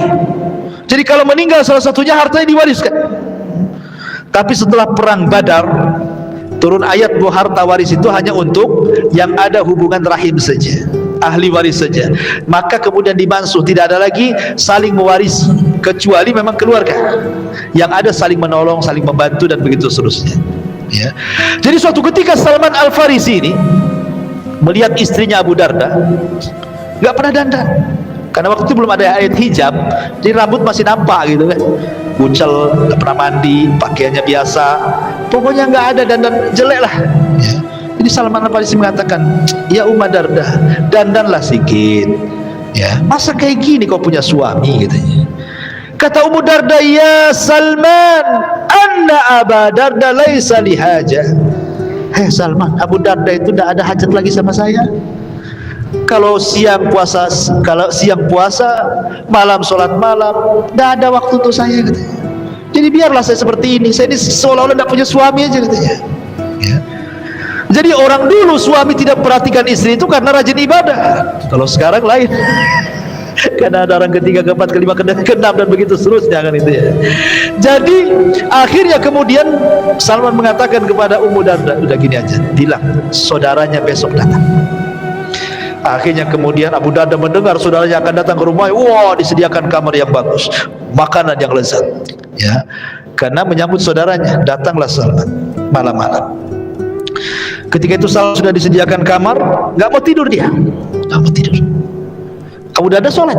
Ya. Kata Abu Darda, kenapa kau tak tidur wahai Salman saudaraku? Kata Salman, enggak. Saya akan tidur kalau kau tidur di sampingku katanya. Akhirnya Abu Darda terpaksa tidur, tidak sholat malam dia. Setelah sepertiga malam baru bangun. Ayo kita sholat katanya. Besoknya dihidangkan makanan. Abu Darda pergi, Salman suruh makan. Abu Darda datang, kok nggak habis makanannya, nggak dimakan? Tidak. Saya minta, saya ingin makan berdua. Batalkan puasa katanya. Akhirnya dibatalkan. Ya. Selama 3 hari begitu. Jadi Abu Darda sudah tidak sholat malam lagi kecuali sepertiga malam, dan tidak puasa sunnah lagi. Sebelum pulang Salman menasihati, ya Abu Darda, ingat ya, aku pernah mendengar Rasul bersabda, engkau ini hidup kasih 3 hak. 1 hak untuk keluargamu, 1 hak untuk dirimu, 1 hak untuk Rabbmu. Jangan kau habiskan untuk Rabbmu saja. Kau ada keluarga, jiwamu pun punya hak, harus istirahat, nanti sakit katanya kan. Akhirnya sampailah kabar ini kepada Rasul. Apa kata Rasul? Sadaqah Salman, benar kata Salman itu. Begitulah ukhuwah mereka. Ya. Sampai kepada Abdurrahman bin Auf dengan Sa'd bin Rabi. Kata Sa'd bin Rabi, Abdurrahman bin Auf, aku punya 2 rumah. Kau tengok rumah itu, mana yang kau cocok, ambil salah satunya. Sa'd Ibn Rabi tidak mengatakan, ini rumah yang saya tempati, saya punya rumah kos-kosan sana, kau ambil yang kos-kosan itu. Nggak gitu bahasanya. Ini 2 rumah, kau tengok mana yang cocok, ambil. Itu lain bahasanya kan. Aku punya 2 kebun, dua-duanya sudah mau buah kurmanya. Kau datanglah ke kebun dua-duanya, tengok mana yang kau cocok, ambil tuh 2 kebun tuh. Bukan bahasanya ini kebun mau berbuah, ini nanti saya panen, kau yang itu dulu aja, kau tanam dulu aja. Enggak gitu. Aku punya 3 istri, aku tengoklah 3-tiganya. Kan belum ada hijab waktu itu. Kalau kau cocok ke yang istri pertama atau istri kedua atau istri yang paling muda, istri ketiga, aku tinggal tunjuk saja Abdurrahman, nanti besok ku ceraikan dia. Tunggu sampai masa iddahnya, ku danai kau nikah dengan dia. Ada orang kayak gitu menghasilkan istrinya, yang satu aja pengen 2, yang 2 pengen 3, mau dibalikan ke orang. Nggak bisa carok istri antum diambil orang. Artinya bahwa sampai seperti itulah persaudaraan Muhajirin dan Ansor gitu loh, luar biasa gitu. Siapa yang mendidik mereka? Nabi SAW. Sampai akhirnya kemudian setelah Rasul agak lama di kota Madinah, barulah terjadi syariat jihad. Terjadi peperangan banyak yang sudah saya ceritakan. Terjadi perang Badar, perang Uhud, perang Hunain, Fathu Makkah, Sulh Hudaybiyah, perang Tabuk, perang Mu'tah, macam-macam perang kan. Sampai akhirnya kemudian Nabi SAW berakhir di perang mana? Terakhir kita bahas perang Tabuk. Itulah perang yang terakhir Rasul, karena yang dilawan bukan musyrik Arab, yang dilawan bukan orang-orang Yahudi Madinah. Kenapa? Karena orang musyrik semua sudah masuk Islam, ya kan? Orang-orang Yahudi semua sudah terusir, Mekah Madinah sudah dikuasai. Perang Tabuk ini perang melawan Nasrani Romawi, dan Allah menangkan, ya. Ma'asyiral muslimin yang dimuliakan Allah Azza wa Jalla. Lah setelah itulah kemudian detik-detik wafatnya, dan ini pembahasan terakhir, bahwa kelahiran di bulan Rabiul Awal, hijrah di bulan Rabiul Awal, dan wafat pun di bulan Rabiul Awal. Bagaimana kisah kematiannya? Ma'asyiral muslimin yang dimuliakan Allah Subhanahu wa taala. Ketika Nabi SAW pulang dari Fathu Mekah, kemudian Nabi SAW turun ayat surah Al-Maidah ayat 3. Al-yawma akmaltu lakum dinakum wa atmamtu alaikum ni'mati wa raditu lakumul Islam madina. Aku sempurnakan kepada kalian agama kalian, aku sempurnakan nikmatku untuk kalian, dan Islam sebagai agama kalian. Maknanya dengan turun Al-Maidah ayat 3, selesai tugas Nabi. Apa? Selesai. Rasul sudah menyampaikan risalah semuanya, agama sudah sempurna, apalagi yang mau ditambah?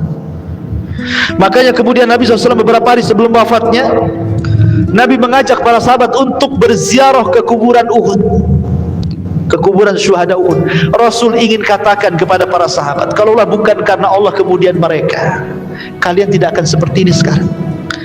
Rasul tidak pernah melupakan jasa orang, apalagi sudah meninggal dan sangat berjasa. Ya, Rasul mengajak para sahabat ke kuburan Uhud. Kalau bukan karena Allah kemudian mereka, nggak mungkin Mekah jadi negara Islam, Madinah jadi negara Islam, semua orang masuk Islam. Maka Nabi SAW mengucapkan salam kepada mereka, Assalamualaikum ya ahla Uhud, ya, nas'alullah walakumul afiyah wa inna insyaallah bikumul lahiqun. Keselamatan bagi kalian wahai syuhada Uhud, katanya. Sesungguhnya kami hanya meminta kepada Allah agar Allah memaafkan diri kami dan juga kalian, dan ingat kami pun akan menyusul kalian, kata Rasul. Kemudian Rasul pulang. Di tengah jalan Rasul menangis. Semua sahabat menangis. Kemudian sahabat bertanya, kenapa Rasul menangis? Kata Nabi SAW, Ishfaqtu ikhwani, aku rindu dengan kawan-kawanku wahai sahabat. Sahabat mengatakan, ya Rasul, awalasna ikhwanuka, Rasul, bukankah kami teman-teman? Lalu kami ini siapa? Kata Nabi SAW, antum lastum ikhwani, kalian bukan saudara, bukan teman-temanku. Antum ashabi, engkau sahabatku. Lalu siapa teman-teman wahai Rasul? Maka Rasul mengatakan, ikhwani alladzina ja'u min ba'di walam yarawni wa yu'minu bi. Sebuah kaum datang sepeninggalku, mereka tidak pernah melihatku tapi beriman denganku. Aku rindu berjumpa dengan mereka. Akhirnya kemudian Rasul pulang, sampai akhirnya dia pun pada giliran rumah Maimunah. Disitulah mungkin semakin parah sakit Nabi SAW akibat racun yang pernah dimakannya. Sakit parah Rasul. Kemudian Rasul mengatakan kepada Maimunah, wahai Maimunah, kumpulkan istri-istriku yang lainnya, kumpulkan. Kemudian berkumpullah istri-istri Nabi SAW, mengatakan, kata Rasul, sudikah kalian kalau seandainya malam-malam terakhirku bersama Aisyah. Kata istri-istrinya, silahkan wahai Rasul, keputusanmu ada di tanganmu. Akhirnya kemudian Rasul memanggil Abbas dan juga Ali untuk menggendong dia, karena dia tidak bisa parah ke rumah Aisyah. Kenapa rumah Aisyah? Karena satu-satunya kamar yang Jibril turun hanya di rumah Aisyah. Jibril tidak pernah turun di rumah istri-istri yang lainnya. Itu yang menjadikan kenapa Rasul sayang dengan Aisyah. Jibril saja sayang dan menyampaikan salam kepada Aisyah radhiyallahu anha, dan tidak ada istri Rasul selain Khadijah yang mendapatkan salam dari Jibril kecuali Aisyah dan Khadijah. Tapi Khadijah lebih daripada Aisyah. Bukan hanya Jibril nitip salam, Allah nitip salam kepada Khadijah. Akhirnya Rasul dipapah. Lah ketika dari kamar Maimunah ke rumah Aisyah itu, kan sahabat nampak Rasul lagi dipapah kan itu. Tersebarlah kepada sahabat seantero kota Madinah. Rasul sakit parah, Rasul sakit parah. Khawatir para sahabat. Semua datang dari rumah-rumah mereka, mengutus orang-orang mereka, suruh melihat kondisi Nabi seperti apa. Akhirnya orang pun menunggu di Masjid Nabawi, karena saking banyaknya sampai keluar masjid. Kemudian suara mereka, tangis kesedihan mereka sampai masuk di kamar Aisyah. Kata Rasul, ada apa? Kok banyak gaduh kali di luar itu? Kata Aisyah radhiyallahu anha, dia mengatakan, mereka sahabat-sahabatmu Rasul, mereka mengkhawatirkan kamu. Akhirnya kata Rasul mengatakan, panggil Abbas dan Ali. Panggil Abbas dan Ali. Kata Rasul, papa aku ingin melihat sahabatku, katanya. Akhirnya kemudian Nabi SAW masuk ke Masjid Nabawi. Itulah kemudian Rasul dengan tertatih-tatihnya naik ke atas mimbar, dan itulah khutbah terakhir Rasul. Karena setelah itu Rasul tidak pernah lagi khutbah karena meninggal. Rasul berkhutbah di situ. Salah satu khutbah Rasul, dia mengatakan, "Man kuntu akhadtu malan, fahadha mali falyakhudh minhu." Wahai sahabatku, siapa yang dulu ku ambil hartanya, ini hartaku ambil sekarang. Wa man kuntu darabtu dhahran, siapa yang dulu ku pukul pundaknya, fahadha dhahri falyaqtas minhu, silahkan pukul aku sekarang. Wa man kuntu syatamtu irdan fahadha irdi falyaqtas minhu, atau dulu pernah ku caci, ku maki, ku rendahkan, ku gibah, ini kehormatanku, caci sekarang, maki sekarang, rendahkan sekarang. Seolah-olah Rasul ingin mengajarkan kepada kita bahwa di akhir-akhir hayat itu kalau bisa jangan membawa dosa. Jangan membawa dosa. Kalau orang sudah sakit dan parah, ya, kalau bisa minta maaf orang lain. Jangan kemudian setelah meninggal sibuk pula orang berdiri, ya kalau jenazah ini ada hutang, ini keluarganya bisa bayar sama beliau, kan gitu. Kalau dulu punya salah tolong maafkan, nggak ada gunanya, kawan. Justru saat-saat sakit itulah ingat kok dulu kalau punya salah, punya hutang, cepat bayar sama saya pernah gibah dia, tolong minta maaf sama dia, kan begitu. Itu yang diajarkan Rasul kepada kita. Akhirnya kemudian Nabi SAW berkhutbah banyak sampai terakhir Rasul SAW kemudian mendoakan para sahabat dan mengatakan, awakumullah, hafidhakumullah, nasarakumullah, dan begitu seterusnya. Semoga Allah menjaga kalian, menolong kalian, melindungi kalian, dan begitu seterusnya. Kemudian Rasul mengatakan, titipkan salamku kepada siapapun dari umatku. Rasul menitipkan salam kepada kita. Kemudian Rasul naik turun dari mimbar, masuk ke rumah Aisyah. Detik-detik wafat Nabi SAW pingsan berkali-kali, sampai akhirnya suatu ketika seluruh keluarganya kumpul, tiba-tiba Rasul mengatakan, bisa nggak kalian semua keluar, katanya. Bisa nggak kalian semua keluar kecuali Aisyah, karena Rasul berada di pangkuan Aisyah.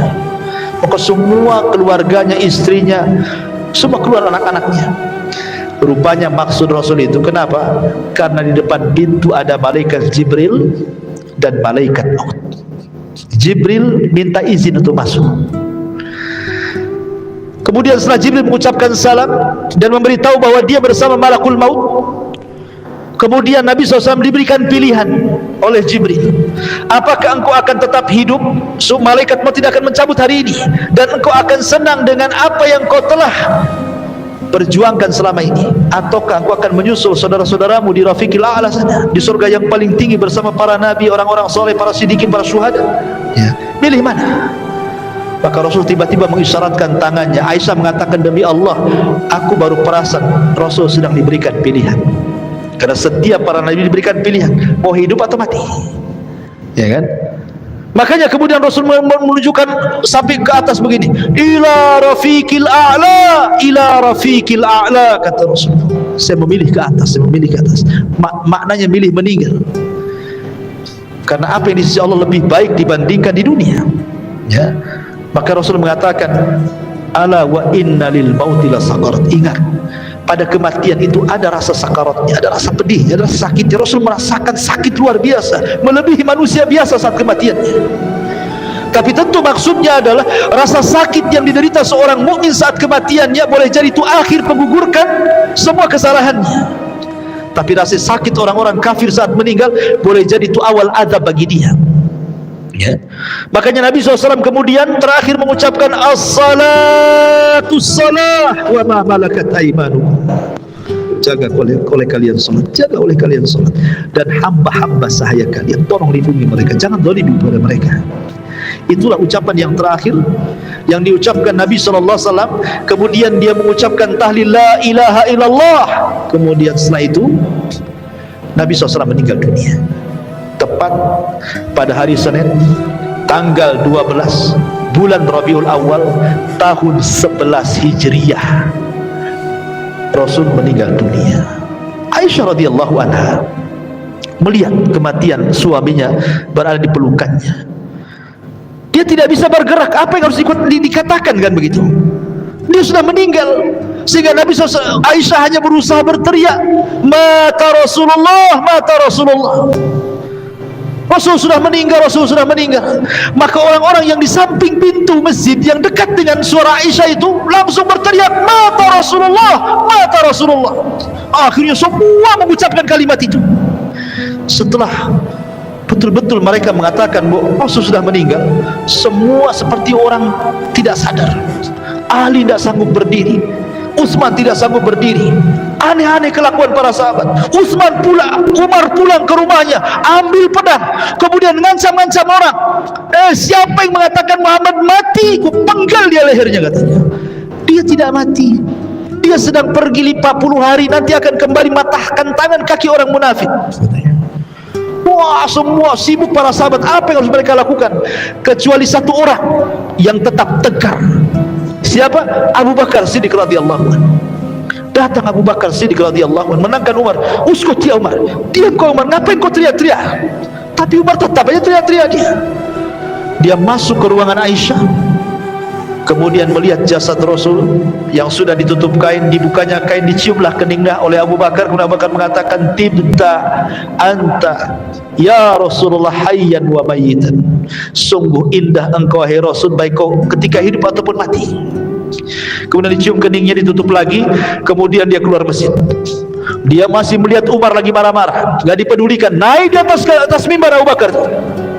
Kemudian Abu Bakar mengatakan di hadapan manusia, ayyuhan nas, man kana minkum ya'budu Muhammadan fa inna Muhammadan qad mat, wa man kana ya'budu Allah fa inna Allah hayyun la yamut. Manusia, siapa di antara kalian yang masih menyembah Muhammad, Muhammad sudah mati. Tapi siapa di antara kalian yang menyembah Allah, Allah zat yang tetap hidup dan tidak akan pernah mati.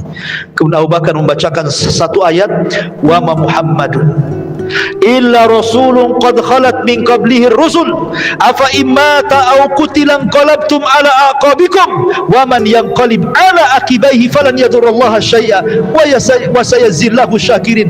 Tidaklah Muhammad itu melainkan sama dengan rasul-rasul sebelumnya. Apakah kalau dia meninggal atau dia dibunuh kalian akan murtad lagi? Demi Allah, siapapun yang murtad dari agama kalian tidak memadaratkan Allah sama sekali. Karena Allah hanya membalas orang-orang yang bersyukur di antara kalian. Kata Anas bin Malik, demi Allah, ketika Abu Bakar membacakan ayat ini, seolah-olah ayat ini baru turun, padahal sudah turun dari zaman Nabi.